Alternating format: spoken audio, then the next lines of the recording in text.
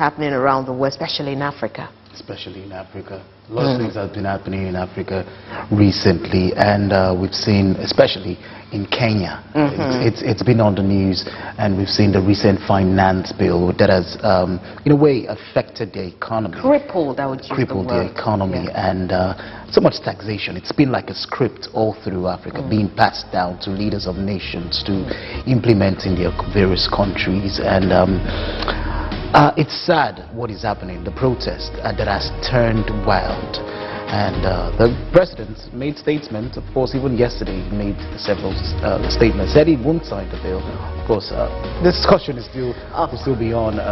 We'll see how that unfolds. Exactly. We have all of that, you know, put together today. We'll be bringing you more details on that, as we also will be getting into it, the nitty-gritty of it, the discussion. We'll be discussing it. So let's take what we have on the front on our topic today, so that you get to have an idea of what we are going to be dishing out today. So let's see what we have on our top stories in the news. Central Bank of Nigeria says Nigeria records $24 billion forex inflow in the first quarter of 2024. And on business this morning, experts will be weighing on debt burden in Africa and possible relief. And also in the news, Kenya's Ruto, that's Kenya's President William Ruto, says that finance bill to be withdrawn after deadly protests. Plus, Nigeria's gas export declines by 25% due to poor production and withdrawals. These and more we'll be bringing to you on today's program, so relax and enjoy every bit of it. But right about now, we'll bring you what we have on the front burner. So you'll be our guest. Stay tuned and we'll bring you that.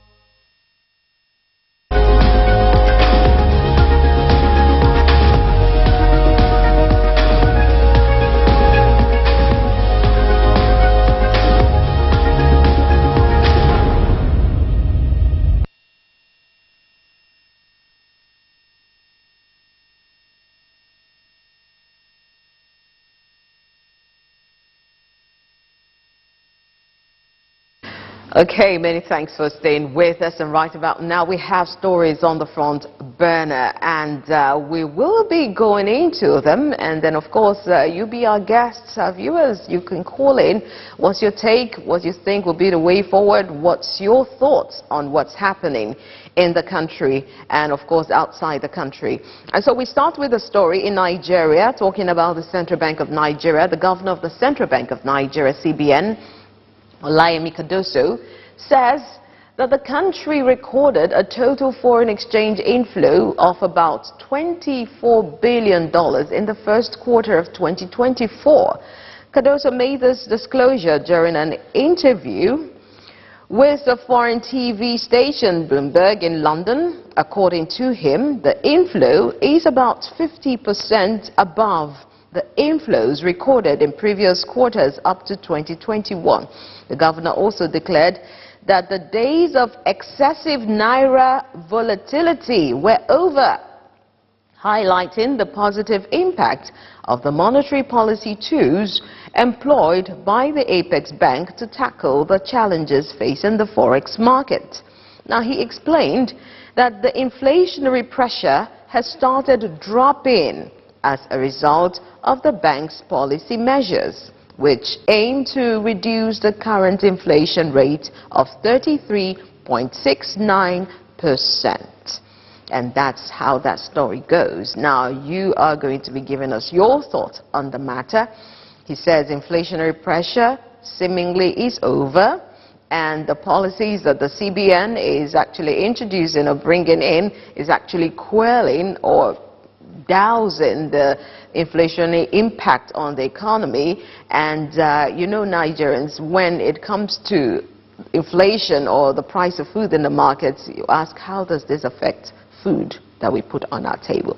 So we'll be discussing that or analyzing that later. But let's go to the next story, talking about politics in Rivers State, South Nigeria. Now, Rivers State Governor Similai Fubara says that the intention of the man who detonated an explosive in Port Harcourt on Tuesday was to blow up the Presidential Hotel, a highly rated hospitality facility in the state. Now, the governor, Fubara, said that he said this during a visit by the Senate Committee on Privatization led by Senator Orji Uzor Kalu to the government house in Port Harcourt on Wednesday. He said the failed attacker targeted the facility that was accommodating high-profile individuals, including the members of the State or Senate Committee, to justify the call for imposition of a state of emergency in the state. He also said, and I quote, "The idea was that as you heard the state of emergency, it will be so that by the time they finish, when you return to have your sitting tomorrow, which is today, Thursday, the debate will be from somebody from this state who called you people to tell you not to come. He will now raise the issue of a state of emergency and say, after all, distinguished colleagues saw it happen while you were in Rivers State, that you saw that happen. What happened?" Now he's trying to explain the situation and the scenario, paint a scenario of having the Senate Committee come into the state and then have that incident happen, and then they will have something to say or hold on to. But whatever the case may be, the Rivers State governor wondered why it seems that the law is silent or inactive to take its course over offenders, because somebody appears to be bigger than the law, according to him. On the agitation, because there is nowhere in the country where tenure elongation for former local government chairmen has been an issue. Now, Governor Fubara clarified that he is not fighting anybody, but rather defending the state against predators and protecting supporters of the interests of Rivers State against those who feel that they own the life of others. Now, he probably may be speaking in parables, but of course, who knows. You can get the story. If you have been following the politics in Rivers State, you should understand what he is trying to say now. So, that's the story on Rivers State, South Nigeria, politics going there, controversies and a lot of issues. Now, the state in a state of emergency, you can chew on that. But let's move on to another story, talking about Nigeria gas import. Now, official data shows that petrol shipments from Nigeria have dropped by 25% to their lowest point in 3 years, following a comparable decline in crude oil exports from the nation. Low production levels and the departure of multinational corporations in Nigeria are the main causes of this reduction, which raises questions about the country's capacity to fulfill its export obligation and profit from the world gas market. Now, due to poor gas output, data from the Nigerian Upstream Petroleum Regulatory Commission, NUPCR, showed a 25.5% decrease in gas exports during the previous 3 years, from 1.14 million standard cubic feet per day in 2021 to 847,755 million cubic feet or standard cubic feet in 2023. Export sales also have decreased. According to experts, one of the issues impacting gas output is inadequate gas infrastructure. Other factors include pipeline vandalism, oil theft, which is bunkering, insecurity, maintenance problems. All have contributed to Nigeria's ongoing decline in oil production. These factors also have significantly reduced gas production, which is used as feedstock for processing facilities like the Nigerian LNG plant, a major gas exporter. Now we know the implication of this. It is very huge. Nigeria's energy sector runs on gas. If you're having reduction in gas shortages, you know what that is. Not just the global market, not just the world market, those we're exporting to and other countries we're exporting to. It has a huge internal implication. And so that is that story there. And of course, like we did here, some of the factors affecting the ongoing decline of oil production is oil theft, pipeline vandalism, bunkering, insecurity, maintenance or inadequate maintenance of infrastructures. These are the stories that we keep hearing. And Emmanuel Abia, which of these stories would you want to start with before we start getting calls? Because you know, we are in, you know, this is actually the state of the nation. Yeah, it is the state of the nation. And let me just take it by the way it has been lined up, the sequence. First, we talked about the CBN saying that it has recorded a $24 billion inflow in the first quarter of 2024. Of course, expected through the policies that Yemi Cardoso has been enacting and passing through the Central Bank of Nigeria. It's expected because one of those policies was increase in interest rates, which was supposed to draw, according to Cardoso, which was supposed to draw in foreign investors into the country. So these foreign investors are bringing in hot money, hot cash, bringing in dollars into the economy. And it is expected that there would be so much inflow. But I keep saying, all of these policies that is being enacted, all of these policies that is coming through the central bank, that Yemi Cardoso is rolling out. How does it affect the common man? We need to always ask that question. How do these policies affect every Nigerian, the everyday Nigerian? How does it put money on the table or in the pocket of Nigerians? How does it put food on the tables of Nigerians? Now, you increase the interest rates. Of course, what happens to the businessman that is trying to get loans to services business, that's trying to get loans to increase production? What happens to him? What happens to the local businesses? So you're trying to bring in international investors. When they bring in the hot cash, what if they decide, like multinational companies that we are seeing these days, what if they decide to leave tomorrow?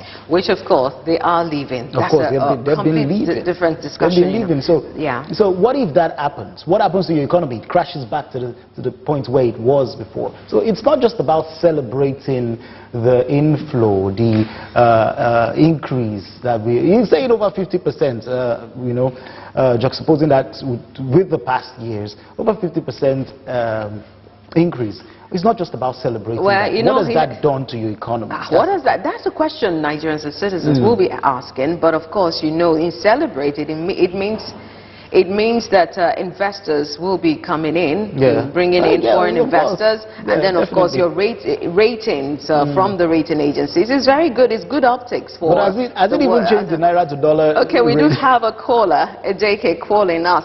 Good morning.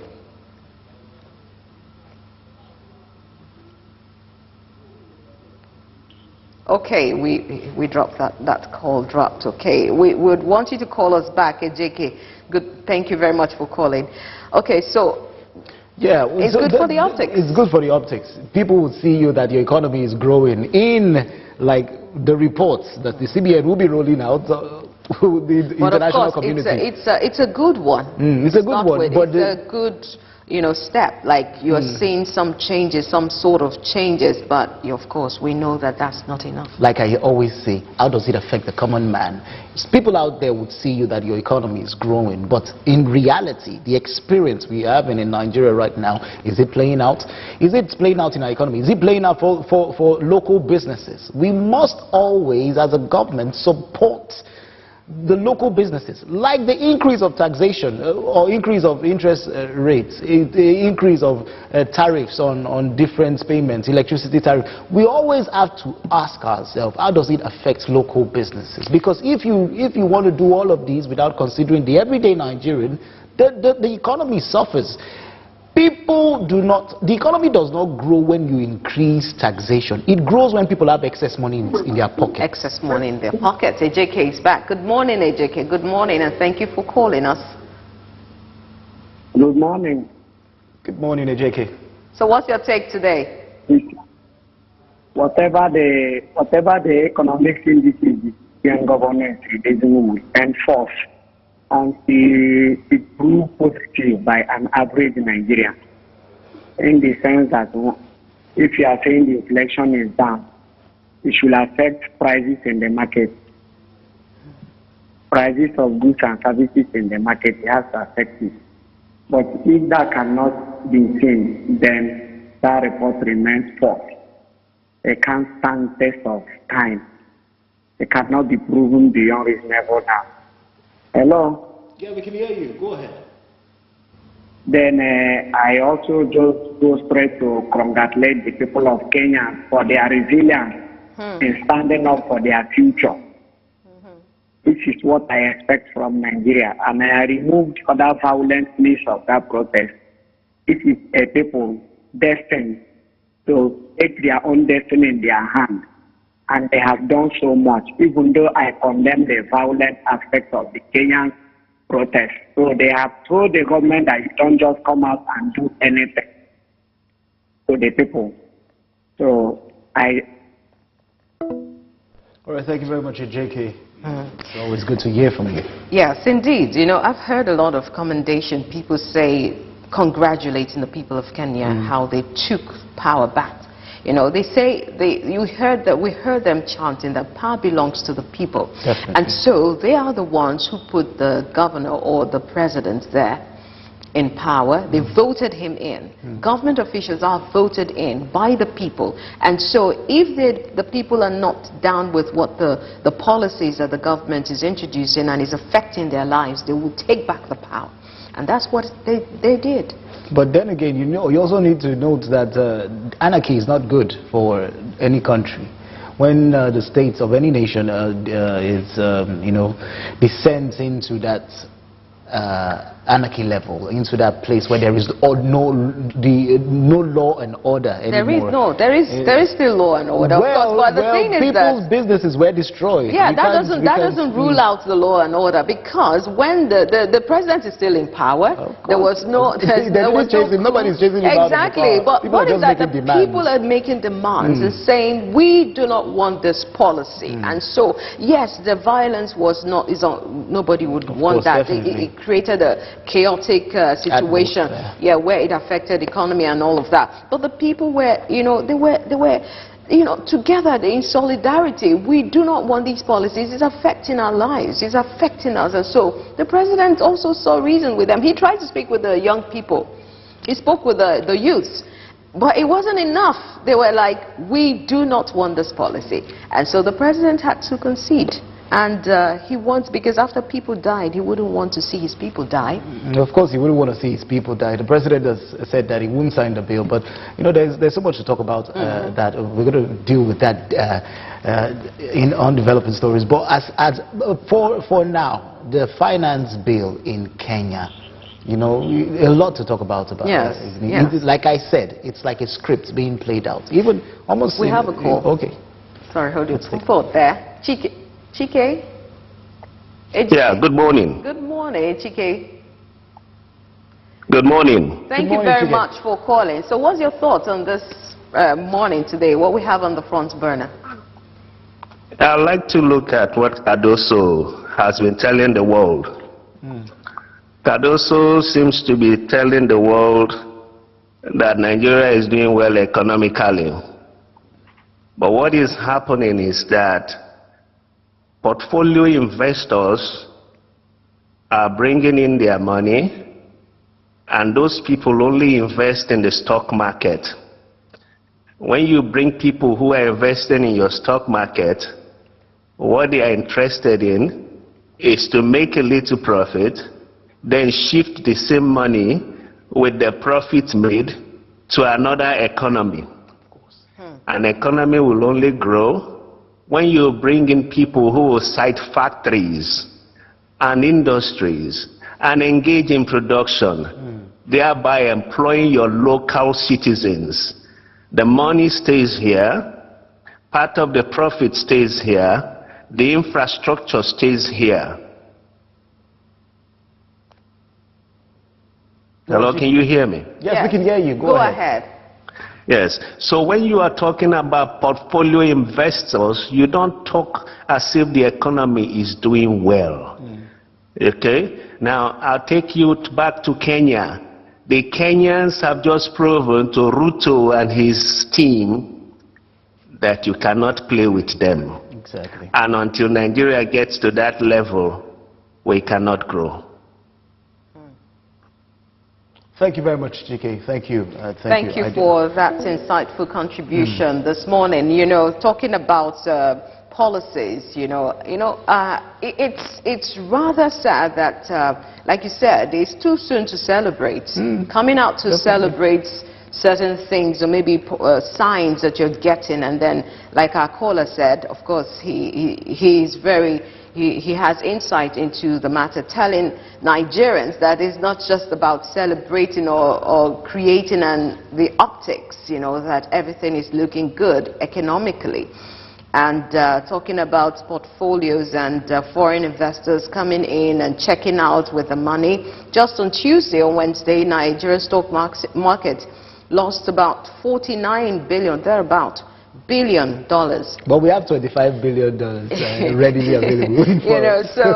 And we see how we spoke about human capital flight and multinational exodus of multinationals in Nigeria last week. That was our discussion on Thursday on Business Review. And so we see multinationals also leaving the country, and we need these monies to stay.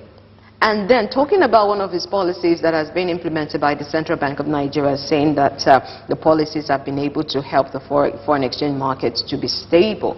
Now, it is very short-lived. They do certain, a quick fix.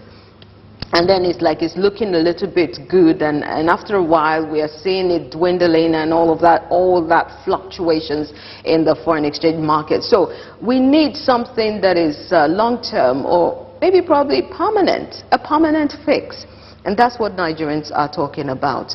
And so that's the story for the Central Bank of Nigeria. And talking about Kenya, he said that Kenya took the bull by the horn. And if Nigerians, I heard someone say that, the same thing. Yeah, if Nigerians can, Well, I congratulate the people of Kenya, but, whatever happens to Nigerians, whatever Nigerians decide, I leave you to your fate. I would not advise Nigerians to do anything for themselves. No, but you know that some of these policies, like a script that is being played out. Exactly. Kenya is doing the same thing, Nigeria is doing the same thing, and Egypt is doing the same thing. All the African countries, much later we'll be seeing some top 10 African countries that are in debt, in huge debt, almost in debt crisis with the IMF, the highest debt.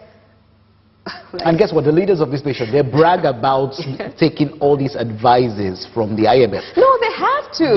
Because the IMF will come and tell you. These are stringent conditions for loans given to your country. And so you must abide by it. And so if you don't want them to be on your neck or, have their knees on your neck, then Don't borrow. So the IMF is like a middleman here.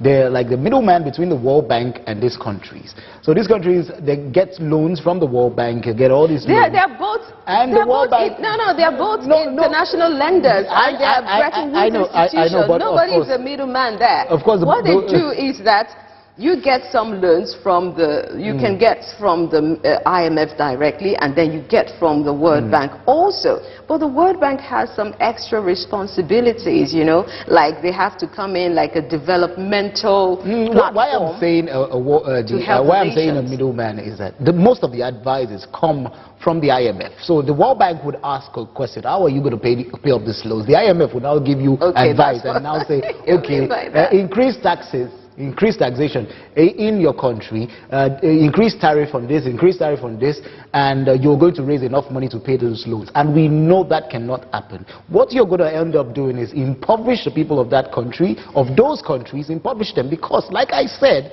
the economy does not grow if people keep paying high taxes, if people keep paying expensive taxes that they cannot even afford. One more question, let me ask you, do you think our leaders don't know this? Of course they do. The truth is, the leaders of countries, they know it, but you know, these people put you in a tight fix. That I think it's the corruption and the greed in the mind of people. Because, for example, what the Kenyans are saying that is not a problem about taxation. They can pay the tax, but what are you doing with these monies that you're borrowing? Taxpayers. You keep borrowing all of these monies with bearing in mind that you would take monies from taxpayers' money to pay. You are telling them that you're going to pay the loans through their tax.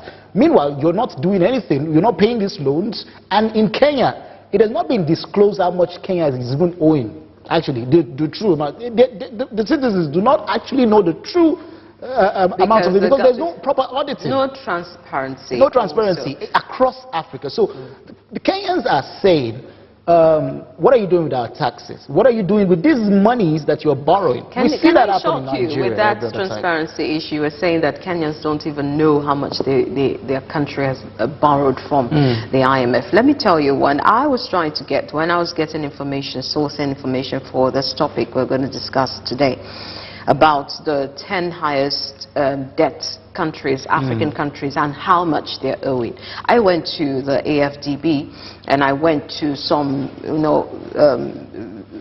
reliable sources to get that information. Do you know that that information was not released? The amounts, the particular amounts, these countries that have been mentioned that are distressed, 6 of them and 13 also who are, that are in debt crisis. The figures were not released. They said it wasn't released. Of course, they won't be released. And then, guess where I got some of that information? I got it from a foreign channel. I got it from a foreign website. I got it from Bloomberg. Of course, Bloomberg is a business and economy. Of course. That's where I got those figures from. And then I'm wondering, transparency in Africa, transparency with our leaders. Because of the corruption. They do not want to make this see. It's like you hiding the truth from people so that you can control them. That is what is happening in Africa. So it's not just in Africa, I hope you know. Well, hiding the truth from the people to control is a worldwide thing. It's a worldwide thing, but then again, it's practiced in large scale in Africa. It's practiced uncontrolled in Africa.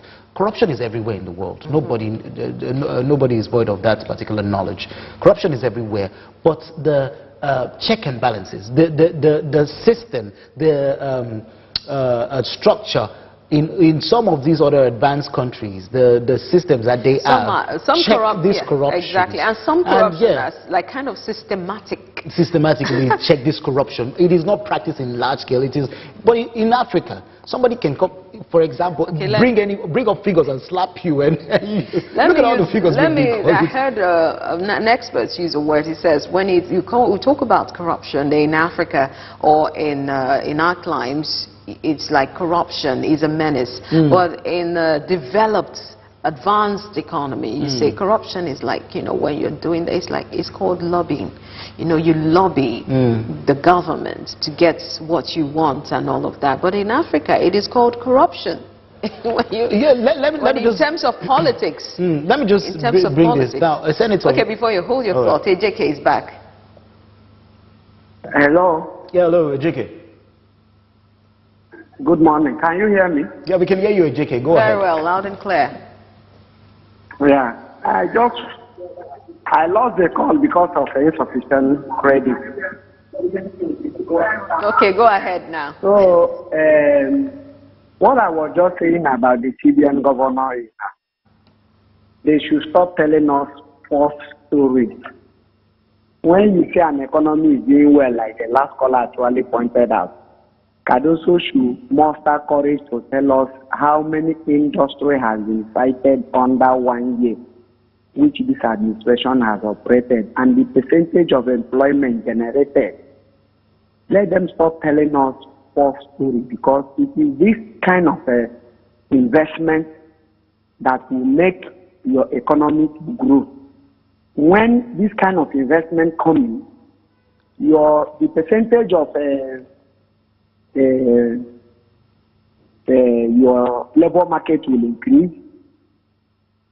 The labor market pressure will be reduced, and the economy will grow, because there are jobs here and there for people to take, quality jobs that can guarantee quality living, because of there are factories and there are industries. As we speak, there are a lot of multinational companies that are planning to leave Nigeria as we speak, due to a lot of infrastructure cannot be, particularly the energy sector, which is very, very poor. So, telling us that foreign inflow, 100 billion has come, this, that, how has it translated into the quality living of a Nigerian? Let him tell us. He should be able to stay in Nigeria and read out these economic indices and his plan and what he has done. Let analysts in Nigeria hear and let him stop going out. Britain is not Nigeria. Talk to Nigeria. Talk to Nigerians. Nigerians want to hear you. Don't go and speak to Britain. I have not seen when the Prime Minister of Britain come to Nigeria and begin to speak to Nigerians about the economy of the Britain. Speak to Nigerians about their economy. Speak to them. Let them hear you on the language they will understand. Speak to them. They should stop this habit of going outside and begin to talk outside. Let them talk here so that we will hear them and reply them on how we understand them. Then I want to correct an impression. My friend, my young man friend there, I'm not supporting anarchy.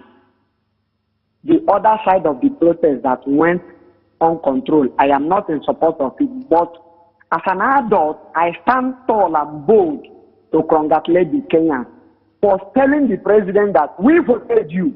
We don't need finance bill that will increase, that will even put our life in danger more for us to pay more for government to do this. IMF say government should do that. World Bank say government should do this. We don't need it because it's going to impact more negatively in our life. These are people that are destined to survive. These are people that are destined to take their country by themselves. Not like we here in Nigeria, where tribe, religion have been so much in our discussion that have divided us so much. So I thank the Kenyans once more again, and I congratulate them. I also go to Rivers State and begin to point out, you say you have heard boldly what the governor said. Is there no law in Nigeria? Are not people supposed to be arrested by now? Why is the law so silent when the people consider to be big fish are involved? Nobody have ever been wrong in Rivers State that by now we should be hearing that somebody has been picked up. Why are we deceiving ourselves? For crying out loud, Nigeria cannot grow in this way. If it is me, a poor person, that is disturbing in Rivers, who knows where I will be by now? Oh, Lord. Why are we developing Nigeria? Why do we think that Nigeria can be developed in this kind of lawlessness situation? It can't. It cannot. The government is also silent in Kanu. Over 1,000 years ago, Kanu Emirates have never operated more than one emir. The government is also silent, watching impunity, fighting impunity in that region. also increasing pressure in that region, and they refuse to do what is the right thing until it gets out of hand, then we begin to blame one person or the other. The governor of the state have actually performed his duty, because it's the same state House of Assembly that can do the use to repeal the law of the Emirate law in Kano that the same governor will repeal. Why are we condoning impunity in our system? It's unfortunate that we don't want Nigeria to develop. Our leaders, we have elected leaders, but we have not monitored them. We have not said to them, no, this you can't do this. We have elected emperors, like Pastor Tommy said, that emperors are there parading from one place or the other in government. It is a shame to Federal Republic of Nigeria. It is a shame to our leaders. It is a shame to the president. It is a shame to every other woman in Nigeria. God bless you. Thank you so much, Ejike, for calling again and again, and airing your view on the matters that was brought to you on the front burner, and talking about the rule of law in Rivers State. That is what that state needs right now, and the law has to, prevail. The law has to prevail with a state where there's been so much illegality practiced, even by the governor himself. And they have to start doing the right thing. The people must demand that their leaders do the right thing, and that is what we need to start doing now. The people should demand accountability, and the rule of law prevails in their state, in whatever government. I mean, what are you governing? What's governance if the rule of law is not there? And so the people should also rise up and call their leaders to order. Well, talking about the people rising up, the last time the people rose up in River State is to chase the chairman, outgone chairman, out of the state. They rose up to chase them out, that you cannot continue your term, or you cannot continue in office as your term has expired. Okay, we do have a call from Borno. Good morning. Okay, we lost that call. You can call us back. We still have one or few minutes to go before we wrap up the segment. Yeah, so the people of River State, it just depends on what you want them to do exactly when they rise. So the governor has said that the tenure extension that was made by the House of Assembly led okay, by... we do, sorry, Manuel. Okay. We do have a call from River State. Good morning. Yeah, good morning, my sister. Thank you very much for calling us from River State. Happy morning to you, my brother in the studio. Good morning. Welcome. So give us your take. The problem with us, we can see those people demonstrating. They are demonstrating because of the things happening in their country. My own question this morning is, how many times have we demonstrated? In fact, we Nigerians, I'm very much ashamed of us, including myself, that we have educated people, we have people that can deliver and develop this country. We have our people who stay around, they go to market, even if they don't go to the market, their wives and their people tell them what's happening in the market, and nobody says anything, as if they poured something on the air, that when we breathe it in and that's it, you dance to the gallery. What is happening in this country today, in fact, is what we are supposed to tackle with everybody go to Abuja. If Abuja can kill all of us, let them kill us. Because the situation of the country is getting off hands. Imagine Senate President opening his mouth to say that the life of Mr. President is more important than the masses. What a country. It's very unfortunate, and if it is in some other countries, that Senate President will not stay there the next 24 hours. But we are keeping quiet. We are just as if something is wrong with us. Look at the cost of things in the market. Cost of living. Our people, you can't even use, whenever I want to withdraw money from the bank, for instance, with POS, I'll say, give me 5 naira. Because we don't have 5,000 naira, it's like 5 naira. I will tell them, give me 5 naira, and they'll be laughing. We should be ashamed of ourselves. I just really wonder. This government will not take us to any one step forward. We need to do something now, or I don't know. Let me leave it there. Then when you talk of River State, yes, when you talk of River State, this is the state I am in. River State is peaceful, but I wonder what the police, I wonder what the government are really doing. To me, anybody that comes to the street and then you are once a former chairman, because 3 years, you have finished your 3 years, what are you doing again at the corridor of the power? Best thing is to arrest them, put them somewhere. But unfortunately, they go about with their guys, with their talks, and then making noise. To me, if I'm the governor, this kind of thing will never happen. Anything that will happen should happen. I will arrest all of them and put them where they belong. Thank you very much. Thank you, Beke, for calling and for your contribution there from River State. And that's, I think, that's the much we can take for now when it comes to, our viewers' contribution in the call, like he said about River State. About River State, you can see that there's this saying that the leaders are a reflection of what the people are, right? Beke just had his own suggestion of what he would do. Just like the other callers, what he would do in response to these people that their tenure has failed, he would arrest all of them.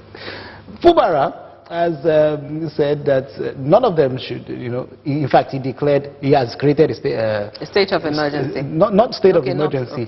He inaugurated a caretaker committee. Talking about the state of emergency that, that has been alleged. The people that suggested the state of emergency is the River State APC. The APC party in River State held a press conference calling on Mr. President to declare a state of emergency in River State because of what is happening, and now Fubara has alleged that there was a bomber trying to bomb somewhere in River State. Yes, a hotel. Yes, an hotel so that these people came into just to create a state of emergency. Whether that is true or not, we've not verified that claim yet because it can be set up. This is politics. It's a dirty game, and anybody can do anything. It can't be set up by any of the party. But whoever did it, whoever is responsible for that, the governor has come out to say that that person wanted to do it just to create panic and just to drive the state into a state of emergency, to be declared into a state of emergency. But you can, where people are willing, the base that they've, just because of politics. It's really and crazy. Without considering the people of that state, what is going to happen to them in a time when that state is being declared a state of emergency? How are the businesses will be affected? The economy of that state will never remain the same. Soldiers are going to move into that place to take. So freedom of movement, everything. It will be captured. Let's just put it, place will be captured. So why is this not being considered? When politicians are playing politics in Nigeria, in the states, do they consider the people? And when you talk about River State, when you're counting the states that generate the most revenue, when you talk about Lagos State, you're talking about River State, the next. So it's one of the states that generates, revenue in the country and in the South. And so it's very critical. It's just, River State is a hotspot. River State is very critical in the economy of things in the nation.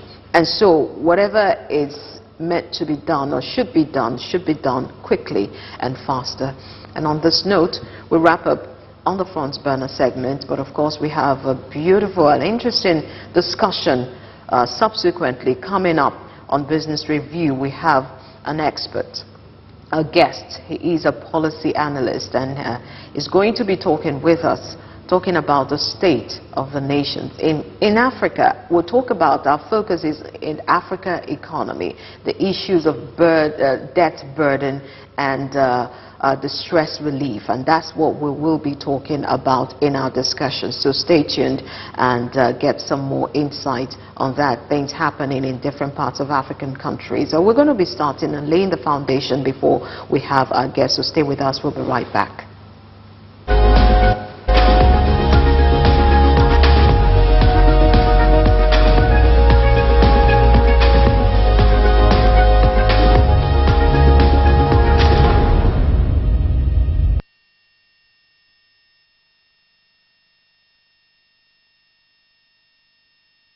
Ellen 24/7 lights up your day with unbeatable shows that guarantees absolute access to stories that revolves around politics, entertainment, and sports. Breaking news, plus detailed reports and analysis. At Ellen 24/7, where the story goes, we go.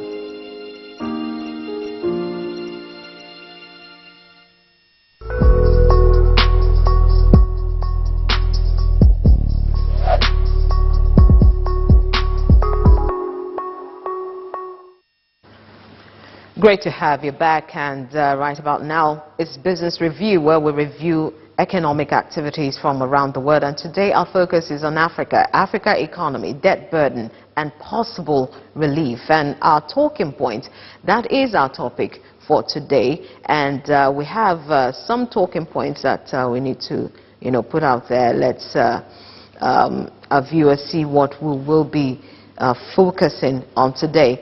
And our talking points, we have the first one. We'll be looking at South Africa economy, the state of the nation. We'll be talking about benefit from social grants and relief, distress relief. Is that the way to go? And is that how to solve the problem in Africa, or economic problems in Africa? And then again, we'll be talking about Kenya debt crisis as a case study. And of course, we understand the situation in Kenya, and so we'll be looking at that also. And our guest today, he will be joining us much later, and he is Gabriel Kraus. He's a fellow of the Institute of Race Relations and also a policy analyst from South Africa. He's an expert, and he is a couple of other things, also an author and a columnist, and he's done a lot of articles over the years. And Gabriel Kraus is an executive. He is an executive director of IRR Legal, and is a fellow of the Institute of Race Relations, that's IRR. He also holds a degree in philosophy from the Princeton University, and so we'll be having him join us much later. But let's see some of the things that we'll be discussing around. And just recently, like we did tell you earlier, in a statement signed by the Police Reforms Working Group in Kenya, an alliance of national and grassroots organizations committed to professional accountability and human rights.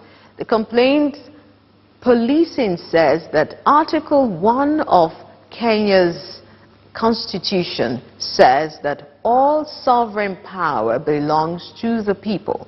Therefore, when Kenyans pour into the streets in their numbers, they took back their power. Now, the claims that the protests are funded by external forces is a misguided and deliberate attempt by President Ruto's regime to spread a narrative that delegitimizes an organic protest. That they said the president, also Ruto, must not sign the punitive Finance Bill 2024 and pay attention to the concerns of Kenyans on governance. And the issue of rights to assembly as well as picketing is a constitution provision. Now, Human Rights Commission also confirmed that 23 people were killed in that protest in Kenya. Take a listen. Between 7 a.m. and 6 p.m. yesterday, the Police Reform Working Group recorded 23 deaths caused by the police fire, arrested over 53 others, and abducted over 17 more. In Githurai alone, police shot and killed at least 30 innocent people at night. At least 100 more are nursing gunshot wounds as we speak. Today, Kenya's President William Ruto yet again is a candidate of the International Criminal Court because of the crimes against humanity that has happened in the country yesterday and at night at Githurai.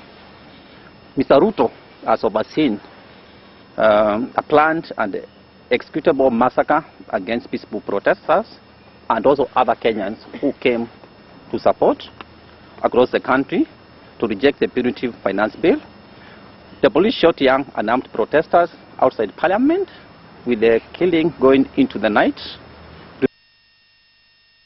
Kenya's property. Anyone can access it because they hold the power. Police are at no point allowed to blast people's heads because Kenyans have occupied their rightful house. Okay, in the meantime, Kenya's president on Wednesday has withdrawn planned tax rises, and he's bowing to the pressure from protesters who had stormed Parliament and launched demonstrations across the country and, of course, threatened more actions this week. But William Ruto, said that he would not sign a finance bill, including the hikes, a day after the violent clashes between police and protesters at the Assembly and nationwide left at least 23 people dead and scores wounded. Take a listen to William Ruto. The country witnessed widespread expression of dissatisfaction with the bill as passed, regrettably resulting in the loss of life, destruction of property, and disintegration of constitutional institutions. On my own behalf, and on behalf of these members and many other Kenyans, I send my condolences to the families of those who lost their loved ones in this very unfortunate manner. There is need for us as a nation to pick up from here and go into the future. And I am therefore proposing that because we have gotten rid of the Finance Bill 2024, it is necessary for us to have a conversation as a nation going forward. And as I committed last Sunday, I will be proposing an engagement with the young people of our nation, our sons and daughters, for us to listen to them. As I said on Sunday, listen to their views, listen to their proposals, their ideas, their concerns, and what they think we should do better as we go forward.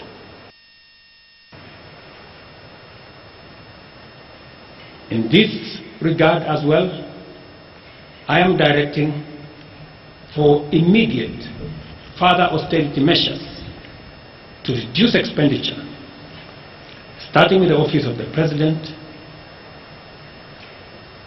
the entire presidency, and extending to the entire executive arm of government. I also propose that equally Parliament, the judiciary, and county governments, working with the National Treasury, also undertake budget cuts and austerity to ensure that we do live within our means, respecting the very loud message that is coming from the people of Kenya. Okay, so much to be said there. William Ruto saying how that he will not sign that Finance 2024 bill. But what is the Constitution? That bill already has passed first and second reading, but we'll be bringing you more insight or more details on that matter.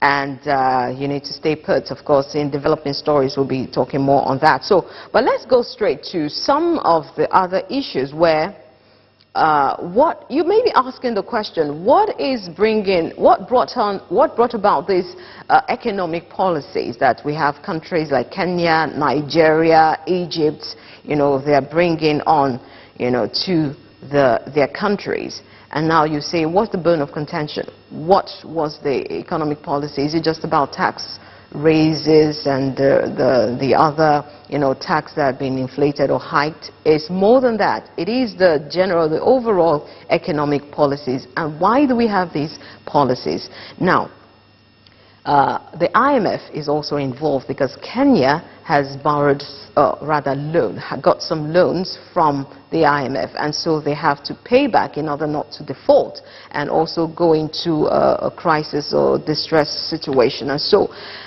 in raising tax or taxation is one of the ways they can actually meet up with some of those conditions and criteria that in getting those loans from the international lender. Now, so let's take a look at some 10 African countries with the highest debts to IMF. Now, loans from, of course, the global financier can also help buff the country's finance until they can come up with a more sustainable solution to their economic problems, which of course they have created themselves. And a loan from the IMF can boost the country's credibility in the eyes of foreign investors. Like we did see how Cardoso was trying to, bring out some things just in the eyes of the foreign investors so they can actually come in and invest more. However, these loans, if not managed or utilized properly, could hurt the economy, aside from the fact that benefits owed in general can cause financial stress in any economy. Now, as it represents an expense that that country must take responsible for. Now, IMF loans often most of the time, comes with stringent conditions. The loans come with stringent conditions, including austerity measures such as reducing public spending, cutting subsidy or subsidy removal as we know it, and implementing tax increases. And that is the situation of Kenya right now. And so let's take a look at this representation of 10 African countries with the highest debt to the IMF. We have Egypt in #1 position, and you can see the amount there. Now, this figure was updated by this latest last December 2023. We see Egypt in #1 position, and we also see Angola #2, South Africa in the 3rd position, Cote d'Ivoire 4th position, Kenya 5th position, and you can see the figures there. Nigeria is in #6, and in 7th place is Ghana, 8th Morocco, and #9 position is the Republic of Congo, DR Congo, and we have #10, Tunisia.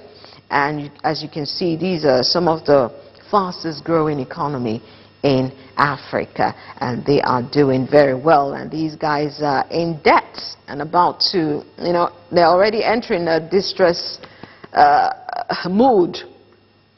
And so that's the situation there. And as you can see, it's a no-brainer.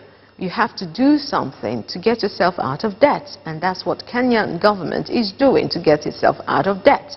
Nigerian government also is doing so much in terms of subsidy removal, fuel subsidy removal, electricity subsidy removal, and the inflation is on high double-digit figure, 33 points.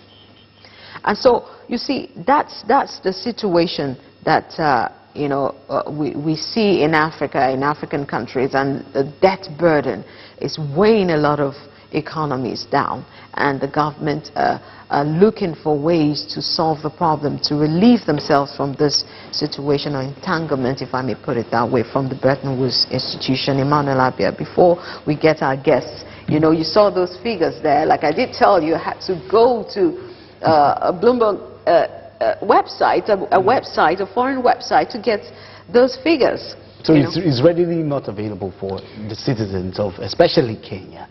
You have to do a deep search. But then again, some of these countries on that list, like some of them, like Angola, are economies in Africa that are doing well for themselves.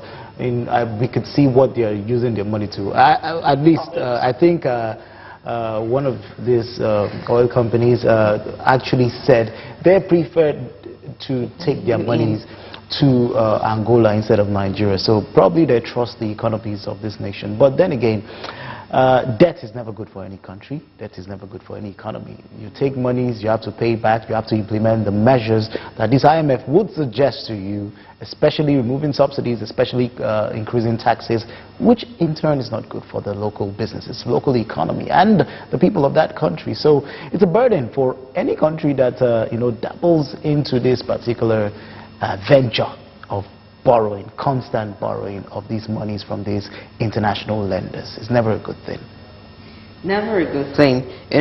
We expected to be joined by a guest shortly to have him weigh into the matter. We'll take this quick break, and when we return, the program continues. Stay with us. We'll be right back.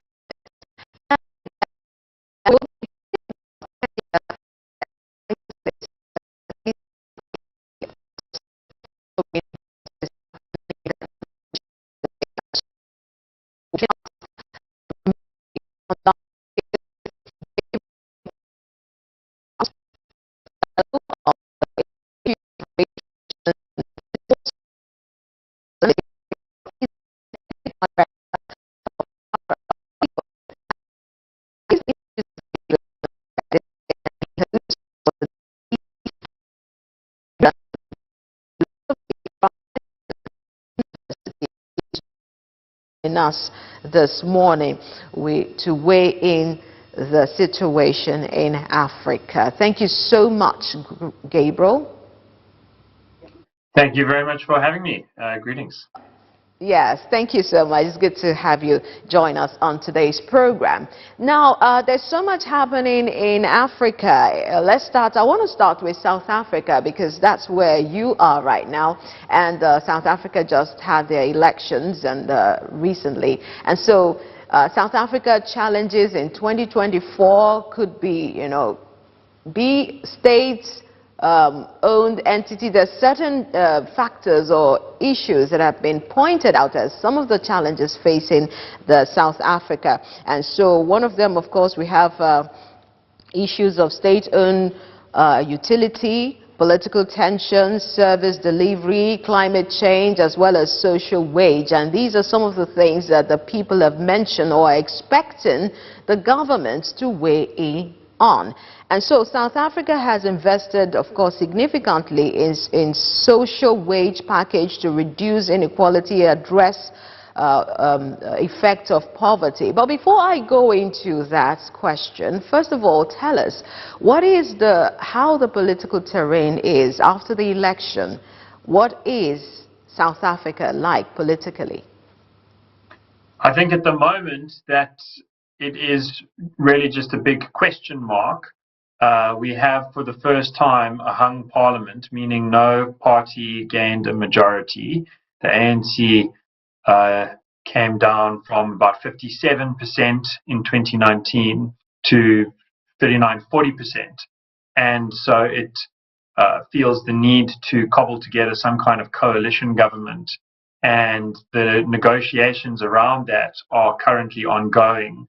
Reports this morning say that the Democratic Alliance, which is the sort of liberal, business-friendly, meritocratic opposition party, has been offered 6 cabinet positions and 7 deputy cabinet positions, including the Deputy Minister of Finance, which I think is going to be important given our topic this morning on public debt and so on. But at the same time, the economic freedom fighters, a radical Marxist race nationalist, they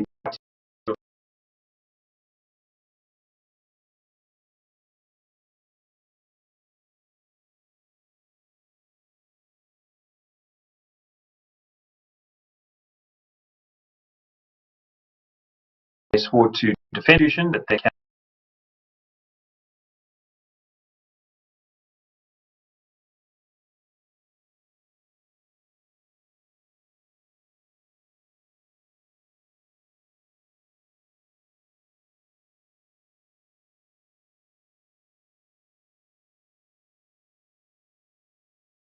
speaking to ordinary South Africans, especially those South Africans in the precariat, the jobs that put people in a position where they can own a cell phone and maybe even own a car and a low-cost residence, but are struggling to stay there because they're in debt, because if they lose an income for a month or two, they don't have the savings to stay afloat.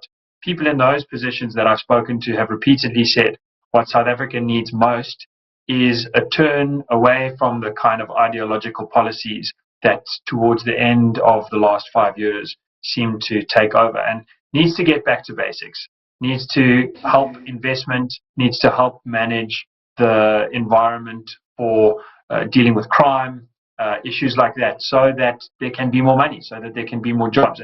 And that's not just anecdotal. The Institute of Race Relations has commissioned polling since 2013 every other year. And each time we ask the question, what's the biggest problem in the country? There's always one answer: jobs. We have the highest unemployment rate, and that's the thing that everyone wants the government to solve. Right. Thank you for that start. Now, you said no one really knows where the chip is going to land. That creates a kind of uncertainty in the environment. But before the elections in May, during the State of the Nation address by the President of South Africa, Cyril Ramaphosa, he did give some things which, of course, I want to let's have them on the screen, talking about the South Africa's social grants. You know, you mentioned things about jobs, talked about service delivery and things, what the people are expecting. And during his State of the Nation address, he says 232 billion in social grants have been, will be released. Social relief of distress grants reaches 8.5 million people. And we also have that, please, let's put up that graphics of the South Africa's social grants there. It says 19 million people benefit from social grants. And we have figures like 3.95 million for old age pension grants, 1 million for disability grants, 13.2 million child support grants, 302,000 foster child grants, and the rest of them like we have there displayed on the screen. But my question is, in the State of the Nation address, the President also says that it is the job of the states to provide a minimum level of protection below which no South African will fall. How do you react to that, talking about these grants? Is it really what the people need? Will it help, the situation or the economic situation or status of South Africa? What's your take on that statement? Thank you. I think it's slightly too complicated to say it's right or wrong. There's a part that's right and there's a part that's wrong. What is true is that as South Africans, we have a duty insofar as we can to pay our taxes to the government, and for the government to use some of those taxes to help the poorest and the most needy to avoid the most dire circumstances. No one should be dying of starvation, although it is a fact that 1.7 million children of the youngest ages already suffer stunted growth due to malnutrition in South Africa. So, we have quote-unquote the richest mile in Africa, in Sandton, the deepest financial markets on the continent, but we also have 1 million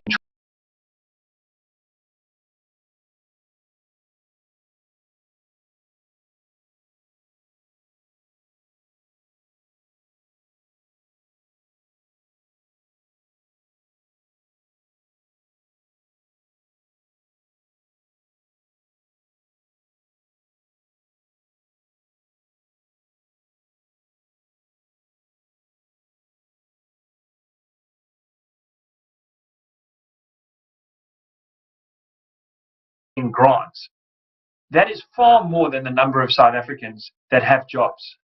There is no country that I know of on the planet where there are more grant recipients than workers. All of that money going to the grants has to come from the workers. And the risk that South Africans face is that the money paying out various things, it should be paying for grants, to be clear, but it's also paying for other government interventions that are supposed to help the poor that are not doing it. And if you add all the money up that we're paying, we aren't able to afford it. So how do we do it? As the government, we borrow.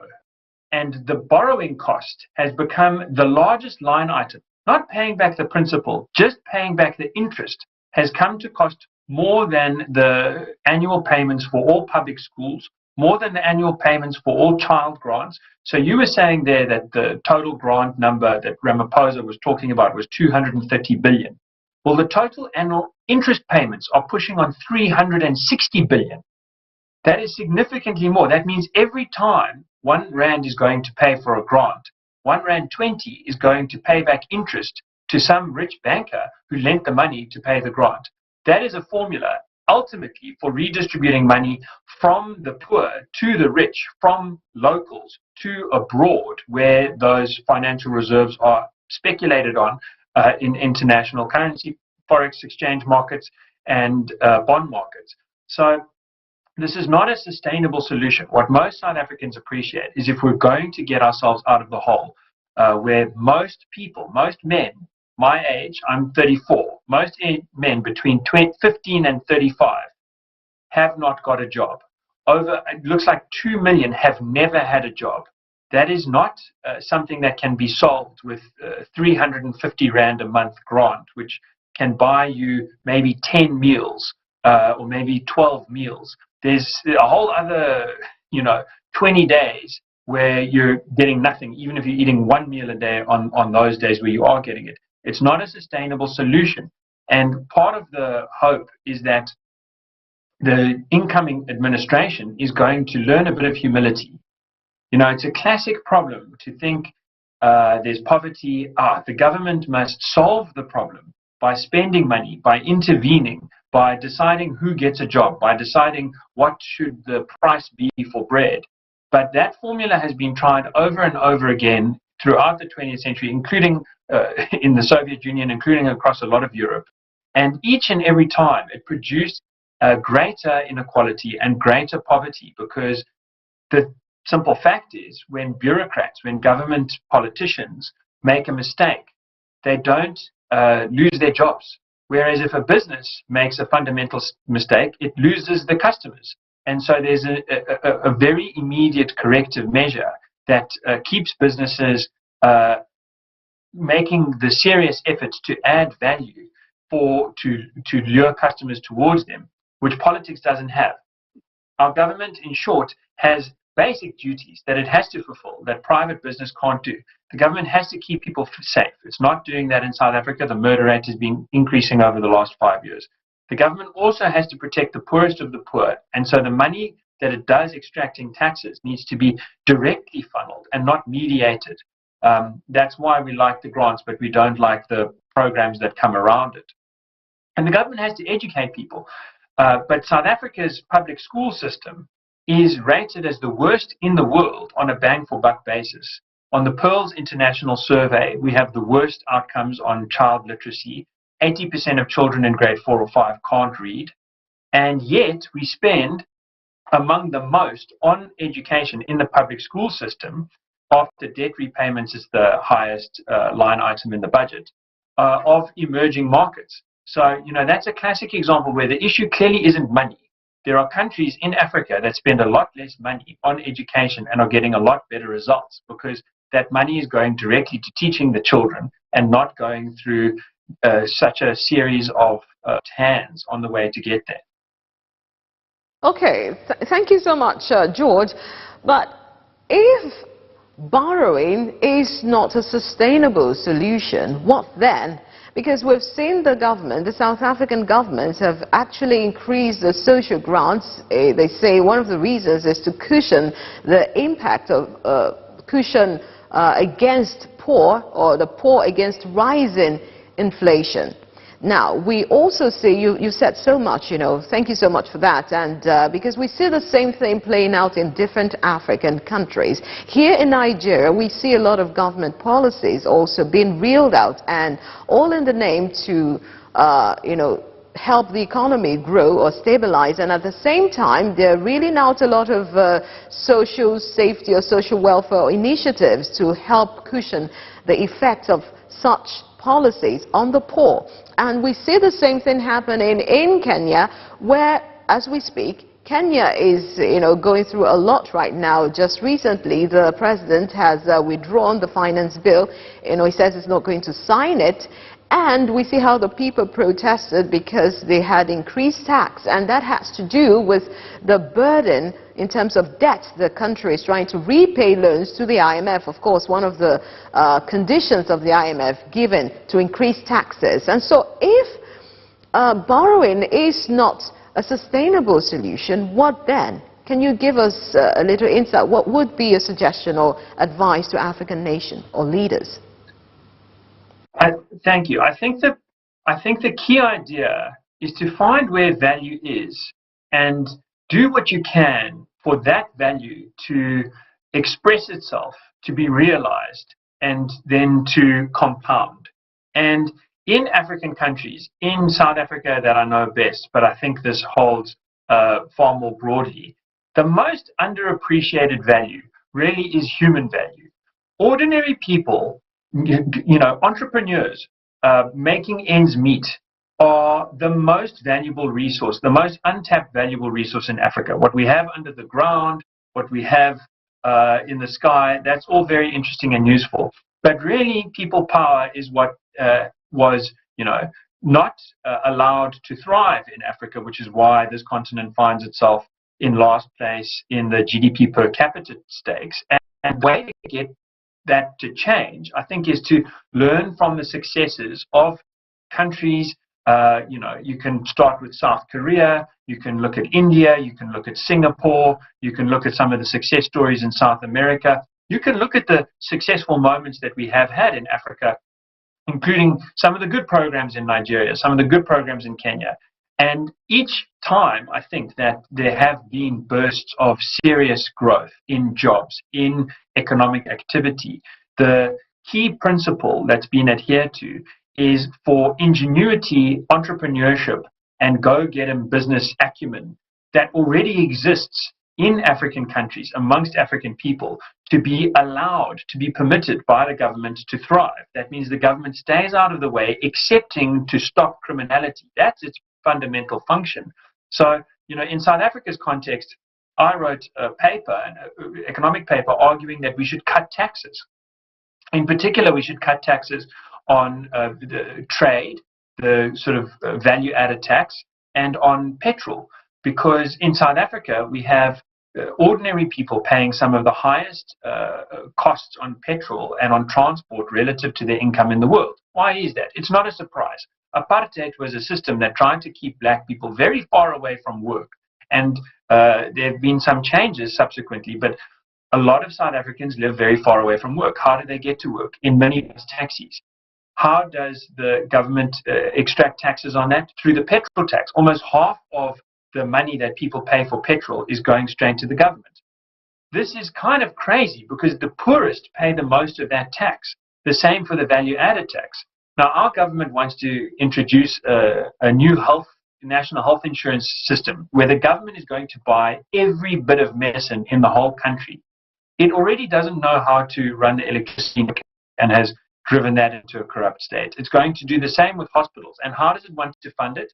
By increasing the value-added tax, which is disproportionately paid by poor people buying basic goods. That is the kind of thinking that I think has gotten a lot of African countries into trouble. The government's going to solve all the problems by taking all the money and then spending it more wisely than ordinary Africans can. We say you should do the opposite. The government should allow ordinary Africans to spend the money and to make the businesses that's going to chase that money, because ordinary Africans are much more intelligent and much more productive than most African governments. I think that in Kenya, part of the concern is that people have been killed to stop that finance bill from going through. They're so badly in the hole, where 50% of their budget is being spent on repaying interest on government debt because of past Kenyan leadership decisions to have the government run more and more and more of the economy and to drive private capital out. Subsequently, Kenya has had a bit of a change in direction, but it's suffering the consequences of past bad decisions. And the full answer that I must say, in honesty, is that when bad decisions have been made in the past, you can't do anything to make it all work today, to make it all work tomorrow.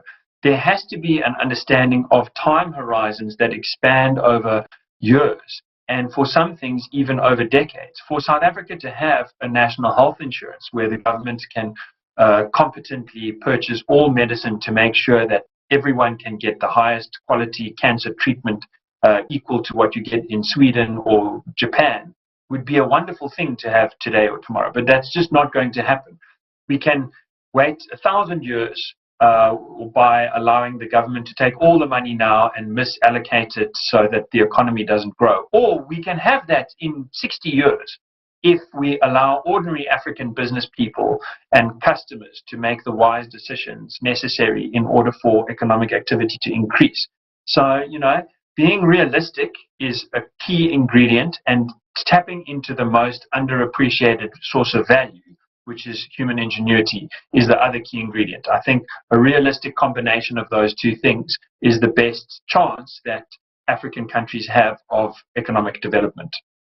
Thank you so much, for that thoughts of yours, talking about being realistic and tap into Africa's ingenuity to solve some of these problems rather than just resort to, borrowing and exacerbating the economic situation of the country, which of course is bringing a lot of hardship to the people, and we see how the people are reacting to them. Now, before we let you go, please, let's talk about this present economy, because while we're talking about South Africa's economy, the state of the nation, and because we've talked so much about the Nigerian economy and of course what's happening in Kenya, we have said that it's as though African leaders are playing the same script, like they are almost like doing the same thing, following the same economic policies to drive the economy or manage their economy. Now, let's talk about service delivery. You know, after the election, this new coalition government in South Africa, and why we are addressing the state of the nation, so we don't see Africa, another giant of Africa, the most industrialized nation in Africa, go into, you know, an economic distress. Now, talking about service delivery to the people, there is, of course, what we know, energy poverty. You know, over the years, we've seen how South Africa has been, there's this thing, the term load shedding. There's been a lot of energy poverty that is created, and also we see major issues as like water, shortage of water in South Africa. And what is the story? My question is, what is the story, and how can the people be reassured by this new government in place? What can be a game changer for the people of South Africa?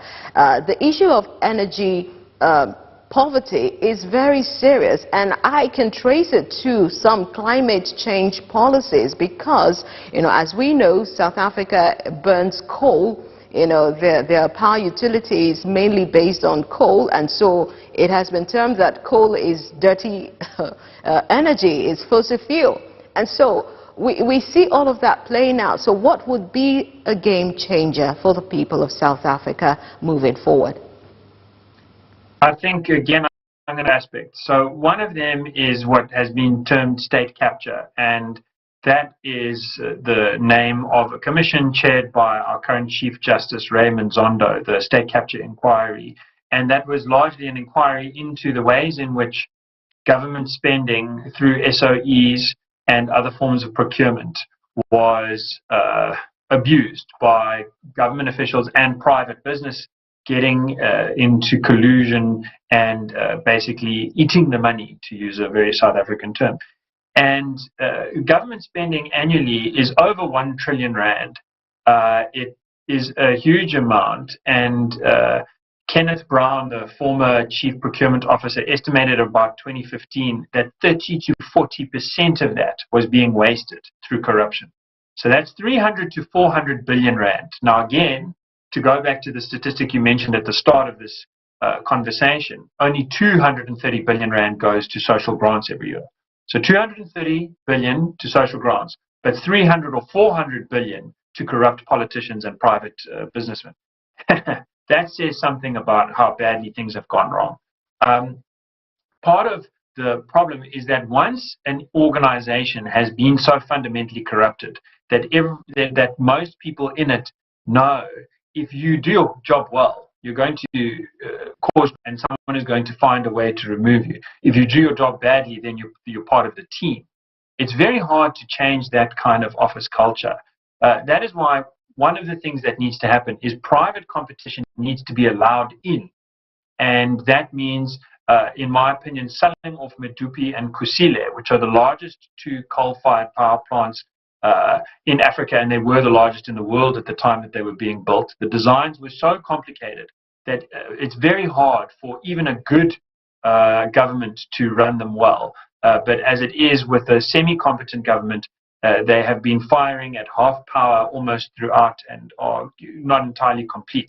Sell that off to, if it's a Japanese consortium or Canadian consortium, who cares? Just as long as it's sold to people who can make it really work. If that would already make economic room for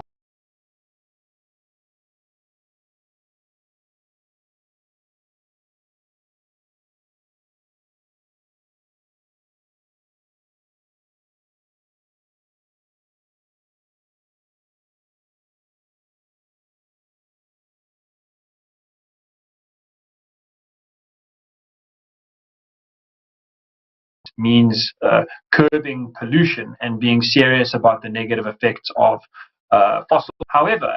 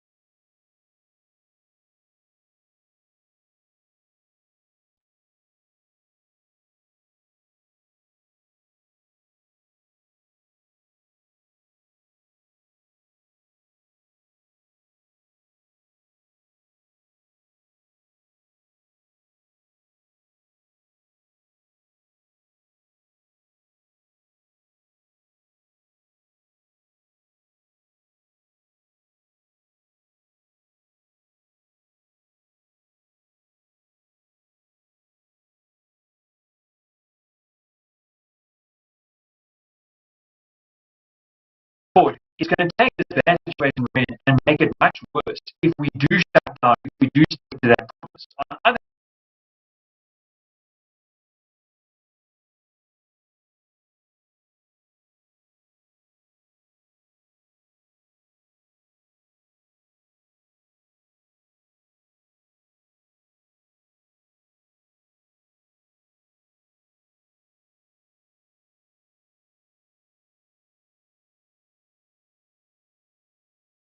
has got to prioritize poverty alleviation before getting to the green issues. And we just did exactly the opposite in South Africa. We signed a promise. Thank you so much, Gabriel. You know, we need to go right now, but, you know, you just mentioned something very salient, but we need to hear more from you concerning this energy deal. South Africa, what they signed and how it's affecting people. And you said that what Africa should be prioritizing should be poverty alleviation. We should pay more attention to that. And so we would like to have more of this conversation because it's very critical, because if you talk about the problems of Africa or what's happening right now, these seems to be the problems that we are facing that's causing our economies to go on a decline. And so we need to address these issues, and our government should be accountable and also need to pay more attention and prioritize what is important at this point. But thank you so much for joining us on the program this morning on LN 24/7. Pleasure. Thanks. Thank you so much. And so there's so much to talk about. Africa must prioritize poverty alleviation. Africa must pay attention to the citizens, to what the people need. Africa leaders must wake up. And so that's the much we can bring on today's episode or edition of the Business Review. And of course, we'll be going further. The conversation will continue because there's so much that we need to unpack so that Africa can actually be what it is meant to be. And thank you so much. Our guest has been Gabriel Kraus, Fellow of the Institute of Race Relations, and also he is a policy analyst. Thank you, and that's the much we can bring to you on Business Review. And right about now, we bring you news on the hour. Stay with us. We'll be right back.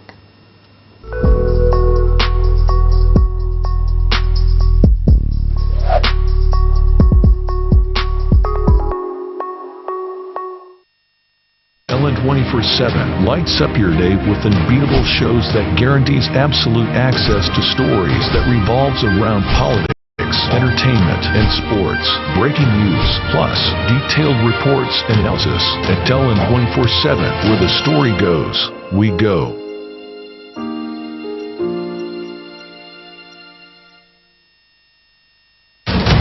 Stay up to date with LN 24/7. LN 24/7.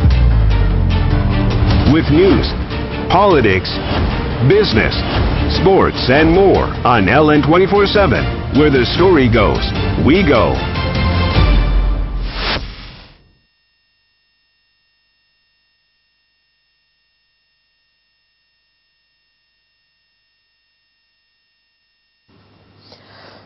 Great to have you back, and right about now, it's News Now. And we start with stories from Nigeria, where former governor of Kaduna State, Nasiru El-Rufai, has filed a defamation lawsuit against the Kaduna State Assembly on Wednesday at the Federal High Court in Kaduna. El-Rufai demands a public apology from the lawmakers who published reports that claims to defame him and his cabinet on the alleged misappropriation of over 423 billion naira during his 8 years administration. El-Rufai's legal team argues that the report is both false and malicious, designed to tarnish his reputation and discredit his administration's achievements, asserting that the allegations have caused significant harm to his personal and professional life.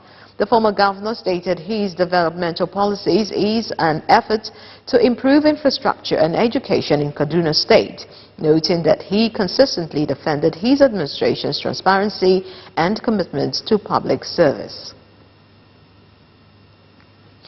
And to another story, the Academic Staff Union of Universities, ASU, University of Ilorin chapter, has described the current administration of President Bola Tinubu as an anti-labor government, considering the way and manner its operation has negatively affected the welfare of the union members.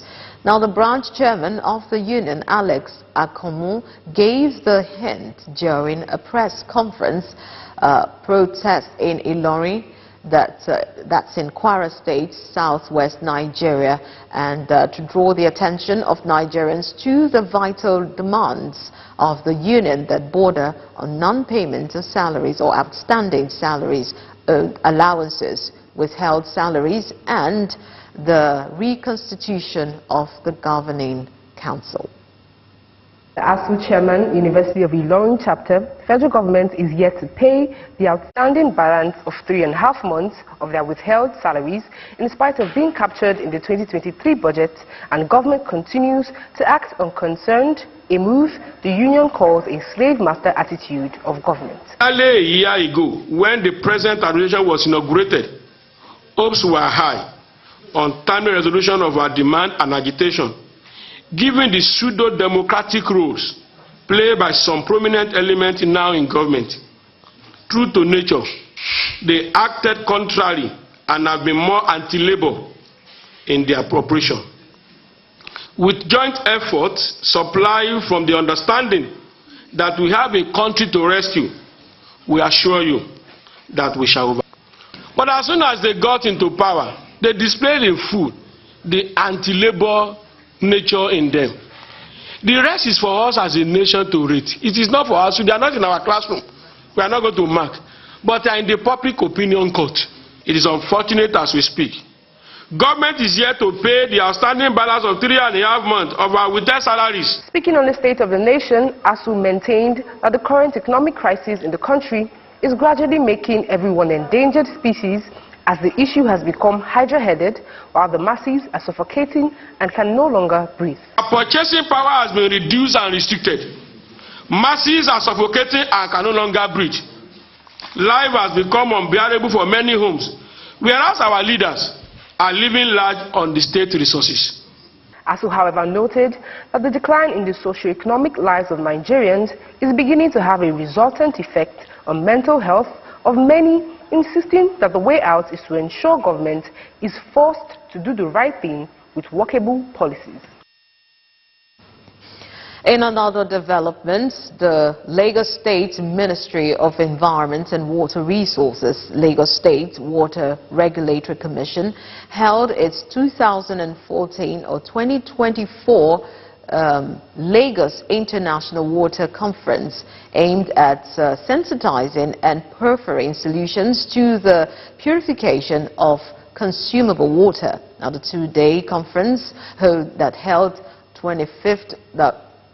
scheduled to hold 25th and 26th of June 2024 was themed Financing Water and Sanitation for a Greater Lagos. Our correspondent was there and brings us the report.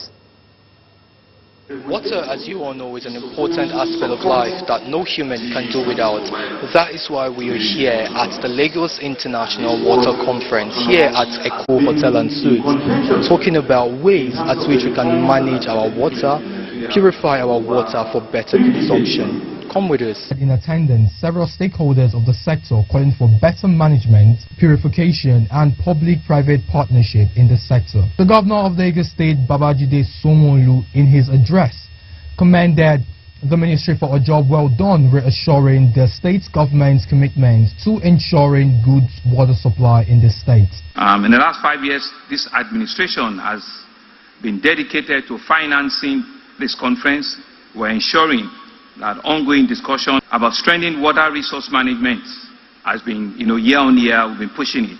Our focus includes regulating the water sector, promoting the public-private partnership, which also the Honourable Minister also talked about, and we believe this will fill in the gaps and to bolster operational efficiency of our Lagos State Water Corporation. Stakeholders at the conference emphasized the need for better regulation, technology and accessibility of good water supply in communities. To me, I think what is important is the commitment for water production. And what technology can only do for you there is to be able to monitor your water flow, prevent water theft, and be able to calibrate the rate of usage of water by individuals. The community can benefit from the water we produce. What we do here at the State Corporation is to ensure that we reach more communities. The urban, which is Abeokuta, gets water. Then at each community level, we either provide the borehole, the underground water, or surface water. While other stakeholders called for public-private partnership in the sector, emphasizing that the government cannot do it alone. The state government, as you know, presently is the one running the Lagos Water Corporation, and so far it has not been very effective. So there is need to think the other way around, which is issue of privatization. So we are trying to open up the window, see what are the other alternatives, which is basically involving the private sector in water provision. All of us, we are digging boreholes to create water for ourselves. Is the water we are drinking treated? Does it have the necessary ingredient to make it a good water that is drinkable? There are control measures to help you create this function. So if you do not know, how would you know the matrix, the measurement, for you to be able to know that the water you're drinking is good? In Kenya, our model is, we call it commercial. I don't know whether that's what you would call privatization, but it is basically ensuring that the water service provision is provided in a commercial manner, but at the same time ensuring that the provision takes into account social accountability. The purification of water is very important for better consumption. That is why the Lagos State government here today have brought in other stakeholders to help make this water clean and better for consumption. Nzubechuku Anodo, LN247. And moving on, it's to another story. A fire reportedly broke out at the Dangote refinery in Ibeju-Lekki, Lagos, southwest Nigeria on Wednesday, June 26, 2024. The cause of the fire cannot or couldn't be ascertained at the time of the report. However, the conglomerate, in a statement signed by the Group Chief Branding and Communications Officer Anthony Chiejina, confirmed the incident as minor. Now, there is no cause for alarm as the refinery is operating and there is no recorded injury or body harm to all our staff and on duty, according to the statement. Now, the statement added that the refinery, which is the world's largest single-train refinery, is owned by Africa's richest man, Aliko Dangote. And that takes us to the Democratic Republic of Congo, where a group of young people aged 18 to 25, known as the Wazalendo, the patriotic, the patriotic resistors, have taken up arms to defend their country, teaming up with the Congolese army. They claim to have successfully pushed back the M23 rebels, who are supported by the Rwandan army, from the town of Sake. Commander of the FAR-W group, Forces Armies de Resistance Wazalendo, Katambo Faustin emphasized the unity and collaboration that led to their success. In his words, we succeeded in repelling the M23 because we are united with the government, and as Wazalendo, we came together to push back the enemy. I can assure you that the M23 will never reach here again. We are doing everything to protect Sake, and this is The quote, a statement according to the group, was Alindo. Now moving on elsewhere in more international news, the Russian Defense Ministry says that both Russia and Ukraine have each returned 80 prisoners of war in a swap.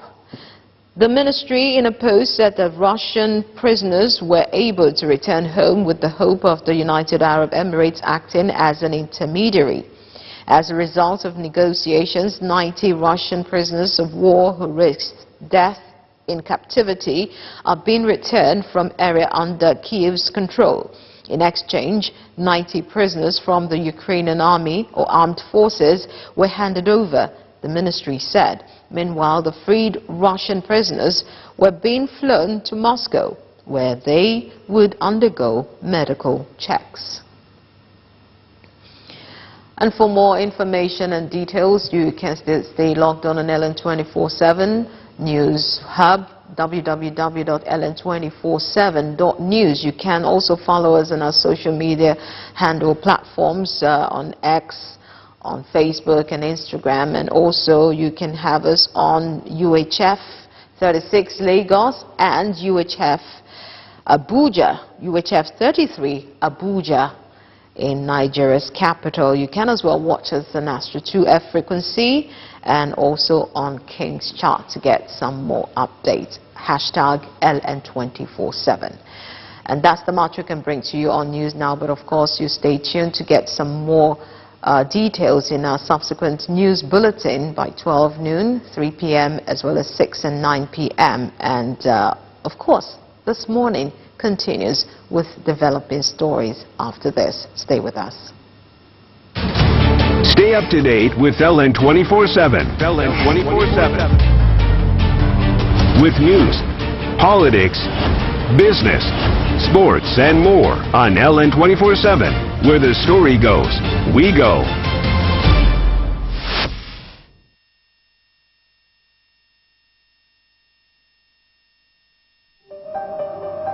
LN 24/7 is first of all a news station.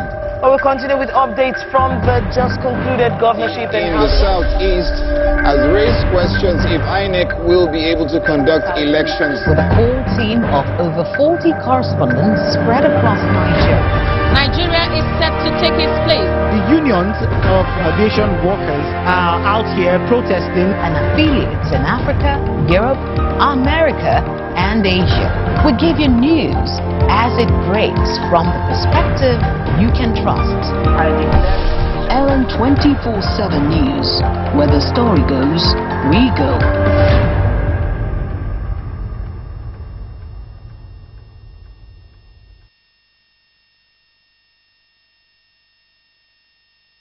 LN 24/7 lights up your day with unbeatable shows that guarantees absolute access to stories that revolves around politics, entertainment, and sports. Breaking news, plus detailed reports and analysis. At LN 24/7, where the story goes, we go.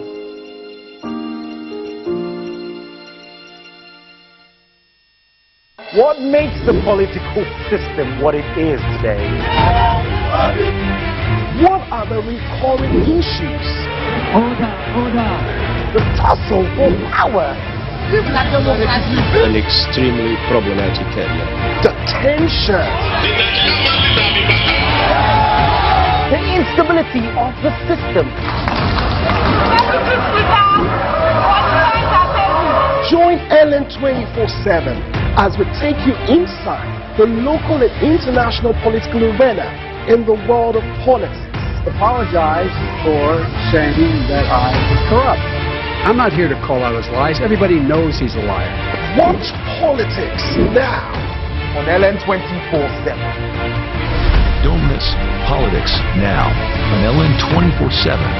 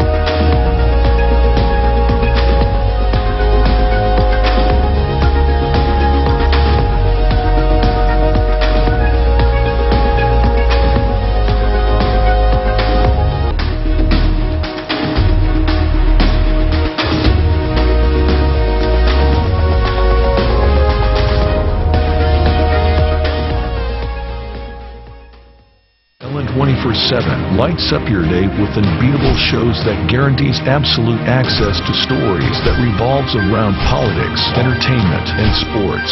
Breaking news, plus detailed reports and analysis. At LN 24/7, where the story goes, we go.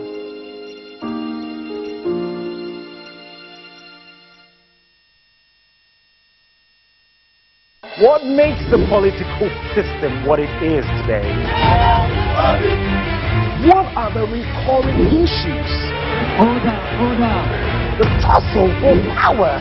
An extremely problematic area. The tension. The instability of the system. Join LN 24/7 as we take you inside the local and international political arena in the world of politics. Apologize for saying that I was corrupt. I'm not here to call out his lies. Everybody knows he's a liar. Watch politics now on LN 24/7. Don't miss Politics Now on LN 24/7.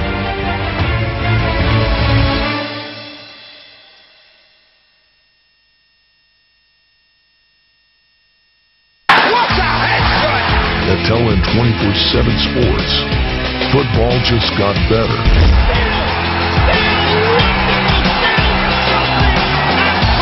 For the fans.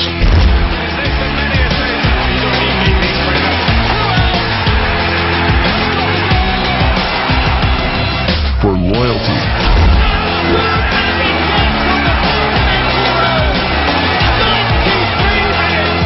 For the tackles. Supernatural goal from Lionel Messi. For the celebrations.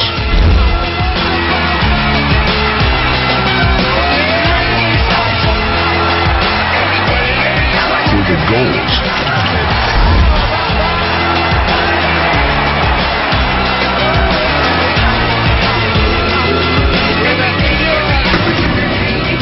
For the love of the game.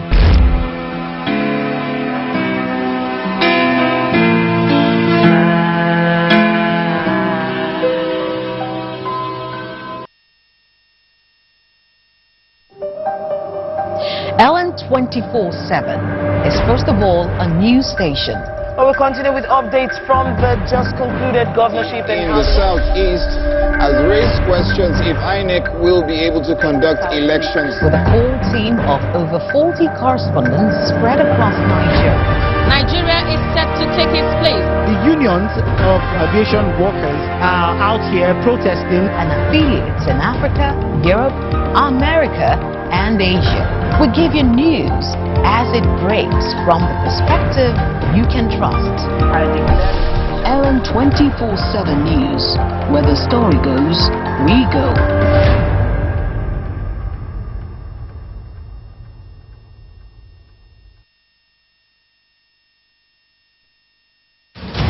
Stay up to date with LN 24/7. LN 24/7.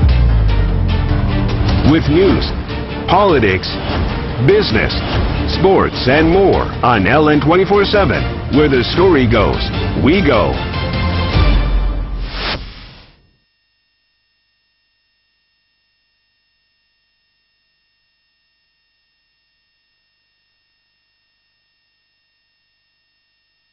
Still watching this morning on LN 24/7, and it's time for Developing Stories. I am Emmanuel Abia. Today on Developing Stories, the Academic Staff Union of Universities, ASU, University of Ilorin chapter, has described the current administration of President Bola Tinubu as an anti-labor government, considering the way and manner of its operation as negatively affected the welfare of the union members.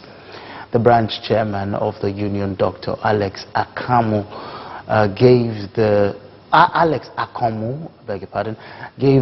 hint during a press conference protest in Ilorin, the Kwara State capital, to draw the attention of Nigerians to the vital demand of the union that border on non-payment of outstanding earned allowances, withheld salaries, and reconstitution of the governing councils. Speaking on the state of the nation, ASUU maintained that the current economic crisis in the country is gradually making everyone endangered species, as the issue has become hydra-headed while the masses are suffocating and can no longer breathe. ASUU, however, noted that the decline in the socio-economic lives of Nigerians is beginning to have a resultant effect on mental health of many, insisting that the way out is to ensure government is forced to do the right thing with workable policies. Let's take a listen to this video. Barely a year ago, when the present administration was inaugurated, hopes were high on timely resolution of our demand and agitation, given the pseudo-democratic roles played by some prominent elements now in government. True to nature, they acted contrary and have been more anti-labor in their appropriation. With joint efforts supplying from the understanding that we have a country to rescue, we assure you that we shall overcome. But as soon as they got into power, they displayed in full the anti-labor nature in them. The rest is for us as a nation to read. It is not for us. They are not in our classroom. We are not going to mark. But they are in the public opinion court. It is unfortunate as we speak. Government is here to pay the outstanding balance of 3.5 months of our withheld salaries. Our purchasing power has been reduced and restricted. Masses are suffocating and can no longer breathe. Life has become unbearable for many homes, whereas our leaders are living large on the state resources. All right, of course, it's no wonder that the ASUU Ilorin chapter is calling on, is saying, alleging that the, administration of President Bola Tinubu is anti-labor. The show will continue after the short break. Please stay tuned. Stay up to date with LN 24/7. LN 24/7. With news, politics, business, sports, and more on LN 24/7. Where the story goes, we go.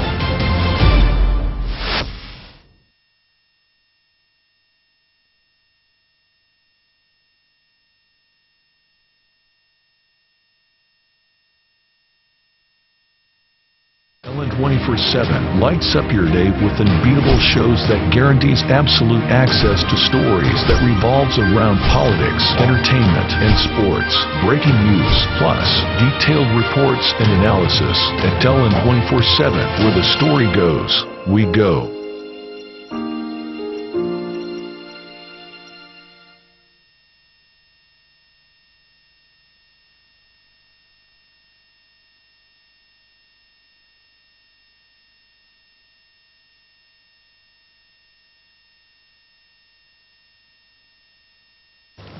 All right, welcome back from that break. And now, of course, before we went on that break, we saw a video of the Academic Staff Union of Universities, ASUU Ilorin chapter. Alleging that the administration of President Bola Tinubu is anti-labor. But of course, you would wonder why they're saying this. It is because the administration of President Bola Tinubu the way the administration of President Bola Tinubu has been responding to labor demands in recent times. Of course, we've been talking about the issue of minimum wage recently, and it seems like enough attention is not being paid to the matter. In fact, talking about the minimum wage, the Federal Executive Council has said that it needs to consult with state governors first, of course, before it goes ahead to give its verdict or pass the minimum wage, the new minimum wage bill into law.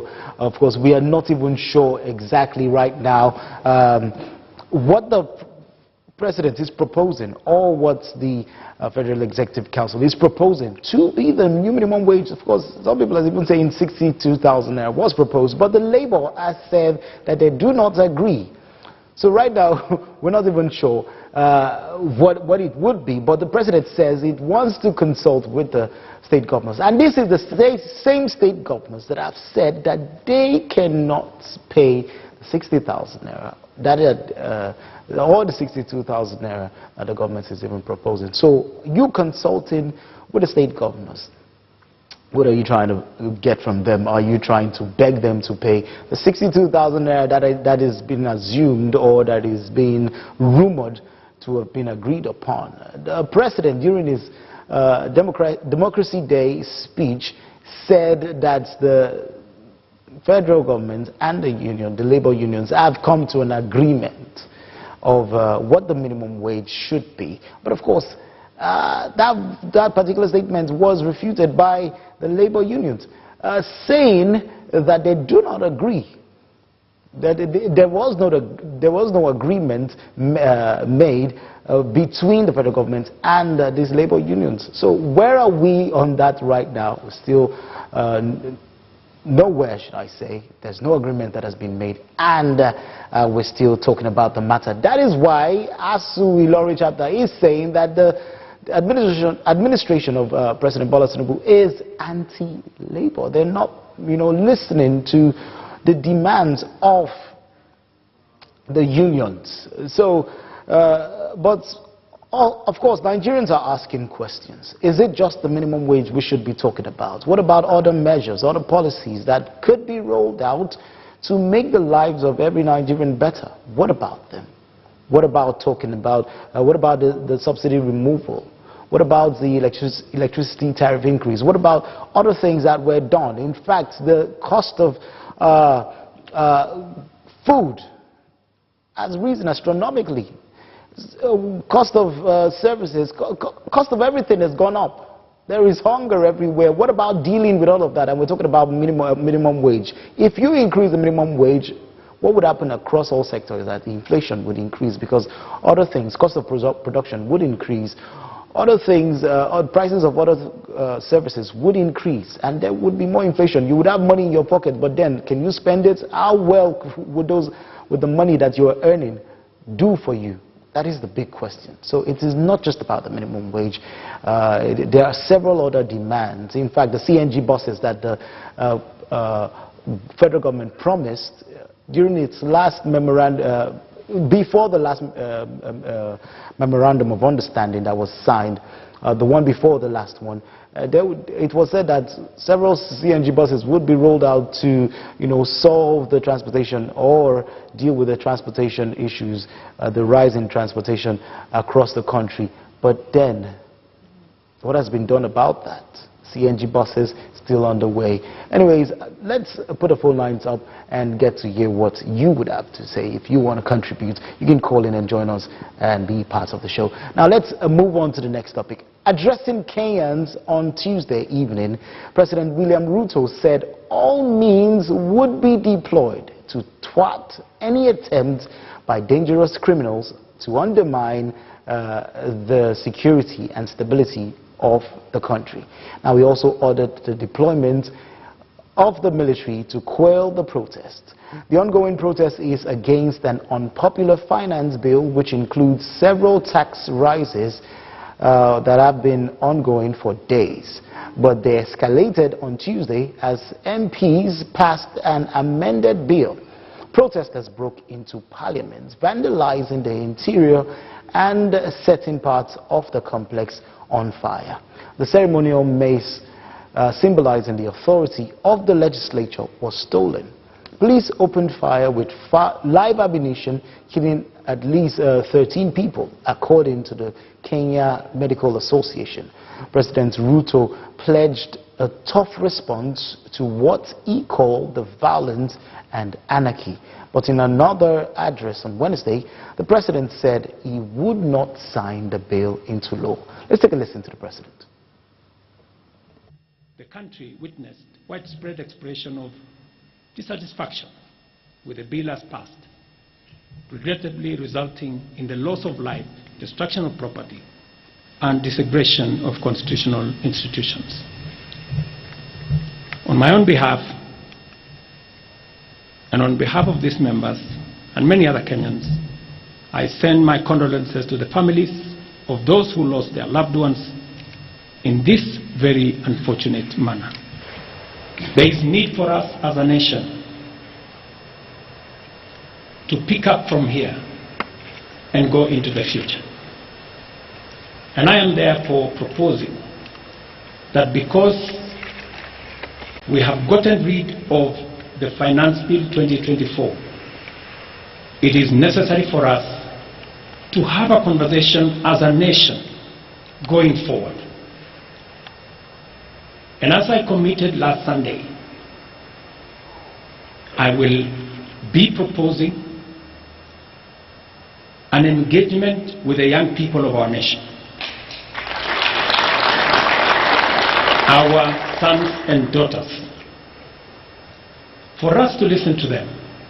As I said on Sunday, listen to their views, listen to their proposals, their ideas, their concerns, and what they think we should do better as we go forward. In this regard as well, I am directing for immediate further austerity measures to reduce expenditure, starting with the Office of the President, the entire presidency, and extending to the entire executive arm of government.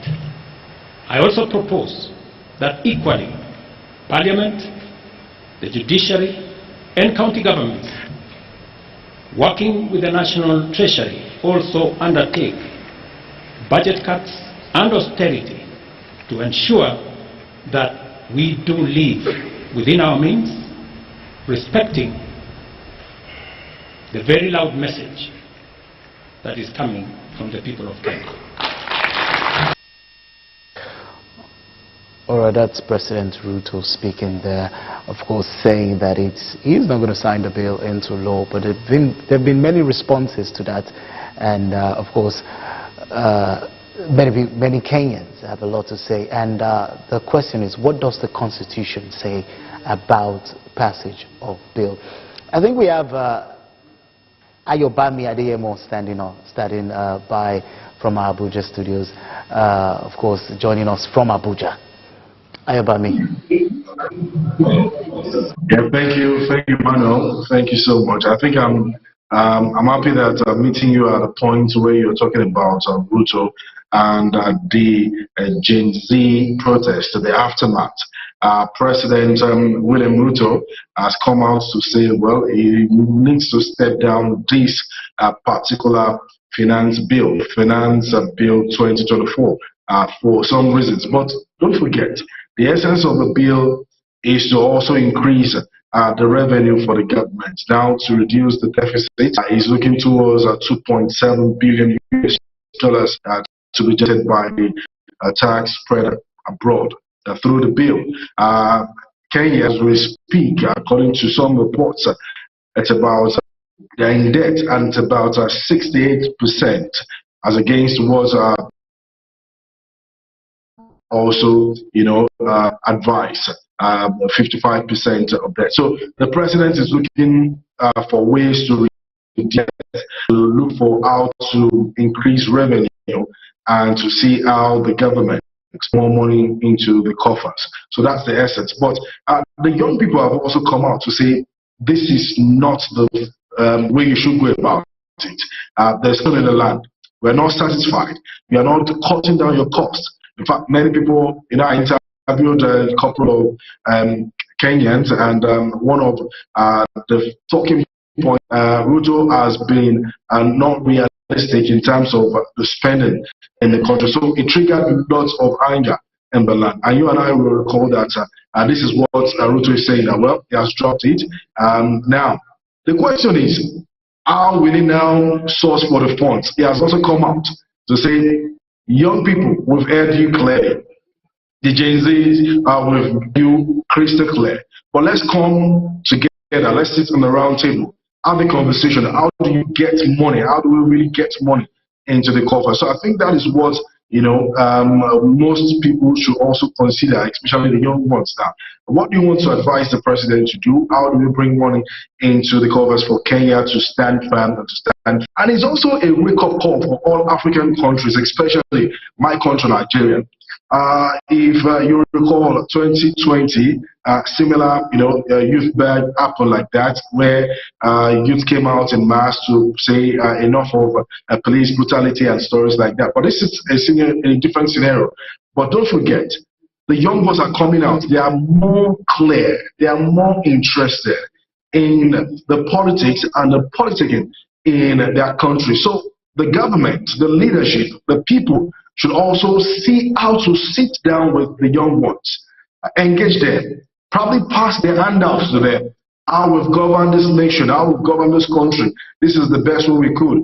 Then you can improve on it. With that, the inclusion, the communication gap might reduce, and chaos, violence from different corners will definitely reduce. But when you are calling, for example, you are calling for people to sacrifice more, to take a baby step, and you are not reducing costs of governance. You are there, flying here and there. We are seeing your children all over spraying dollars, and people cannot buy a basket of tomato anyway. So what kind of advice do you want us to do? It's a wake-up call for the leadership in Africa. Wake-up call for the leadership in Africa, of course. And this protest is already called the Gen Z protest. And you cannot wake up this particular demography of people without expecting to meet their expectation, without you doing something to meet the expectation. Of course, we saw when President Ruto was contesting for elections, many young people came out in hope that President William Ruto is going to do so much, because there were so many promises lined up that he rolled out to Kenyans, and the expectation was high. But after some time, where are those promises? Where are the fulfillment of those promises? And another thing to consider right now is the tax increase. Who is advising these people? Young people in Kenyans are saying that create homegrown solutions for the country's problem, economic situation, not the advices that you keep getting from these international money lenders. This is the same advice that is being given to Nigerians: increase tax, take away subsidies, and all of that. But before we continue with the discussion, let's see what the Constitution of Kenya has to say, because the president has said that he is not going to sign the bill, but whether or not he signs the bill, the Constitution says something else. Let's see what the Constitution has to say about the presidential assent and referral. Of course, the presidential ascension to the bill. Now, of course, it says within 14 days after the receipt of a bill, the president shall A. assent to the bill, or B. refer the bill back to Parliament for reconsideration by Parliament, noting any reservation that the President has concerning the bill. Now, 2. The Constitution also says that if the President refers a bill back for reconsideration, Parliament may, following the appropriate procedures under this part, A. amend the bill in light of the President's reservation, or pass the bill a second time without amendment. That means they can go past the President and pass the bill without amendment for a second reading, yes. Now 3, it says if Parliament amends the bill fully accommodating the President's reservation, the appropriate speaker shall resubmit it to the President for assent. 4, it says, Parliament, after reconsidering the President's reservation, may pass the bill a second time without amendment, or with amendment that do not fully accommodate the President's reservation, by a vote supported by A. by 2/3 of members in the National Assembly, B. and 2/3 of the delegations in the Senate, if it is a bill that requires the approval of the Senate. Now, 5, it says, if Parliament has passed a bill under Clause 4, which said that it could pass a bill by 2/3 of members in the National Assembly or the Parliament, it can, A, appropriate Speaker. The appropriate Speaker shall within 7 days, now listen to this part, 7 days, within 7 days, resubmit it to the President. And B, the President shall within 7 days assent to the bill. If all of that is being done and within 7 days the bill is being resubmitted to the President, we move down to 6, which is the last part. If the President do not assent to a bill or refer it back within the period prescribed by prescribed in Clause A, Clause 1 rather, which is within 14 days, or assent it under 5B, which talks about the President shall within 7 days assent the bill, then the bill shall be taken to have been assented to on the expiry of that period.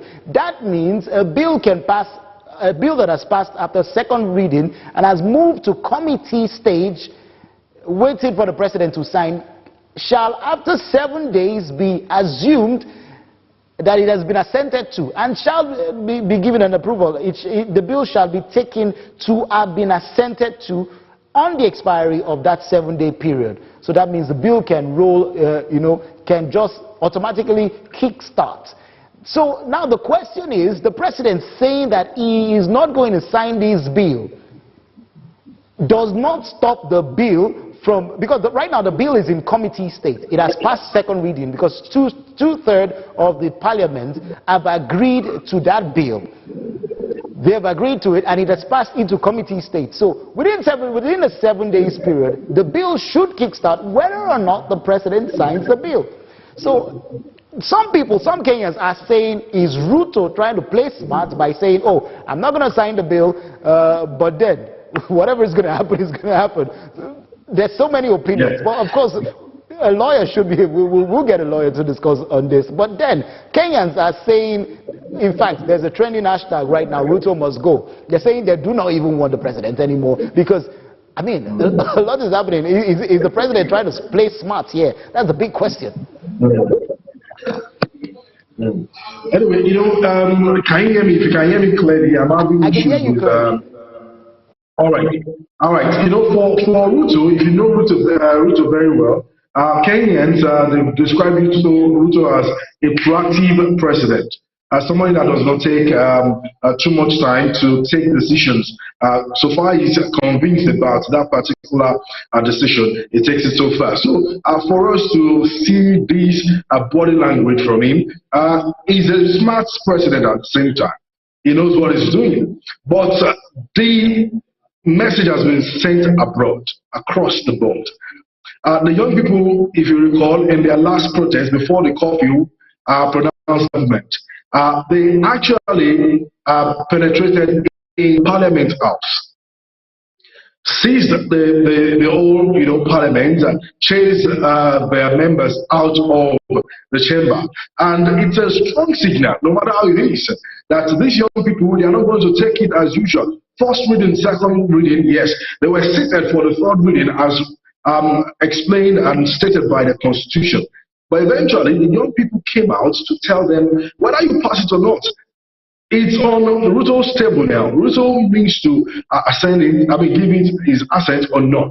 But Ruto has come out to say, well, we want to step it down, we want to withhold it a bit and see how we can have a proper conversation. Probably we need to explain to ourselves. Probably we need to tell ourselves this is what we are trying to achieve by increasing this and that. If you can convince the young ones or the government, the people of Kenya, not only the young ones now, the people of Kenya, if you can convince them and explain to them clearly and they're on the same page, we might see proper amendments in that bill and probably a flexible one that everybody will relate to. But if that is not the case, Kenyans and the President, we need to now sit down and look for a lasting solution. Well, Folds. Of course, we'll be discussing that more on developing stories. Well, a lot of people have shared their opinions and declared their stand for the people of Ruto. I'm just concerned about the properties that are being lost and the lives that are being lost in that country because the protest is turning all violent. Thank you very much, Ayobami, for joining us on Developing Stories today. Thank you. It's always a pleasure having you. Thank you. All right, that's how far we can come on this morning show on LN 24/7. It's been a good ride, an exciting ride all through the morning up until now. And of course, do join us again, same time tomorrow. From me and everyone else in the studio, it's bye for now.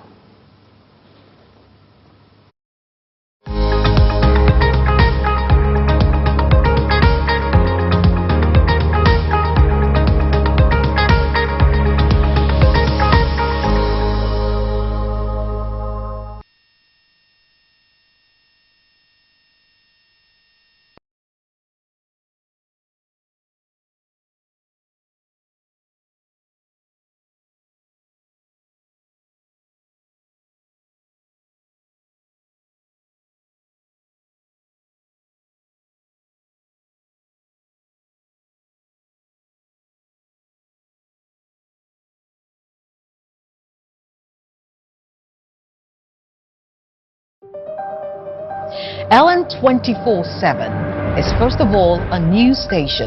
Well, we'll continue with updates from the just concluded governorship in the southeast has raised questions if INEC will be able to conduct elections. With a core team of over 40 correspondents spread across Nigeria. Nigeria is set to take its place. And affiliates in Africa, Europe, America, and Asia. We give you news as it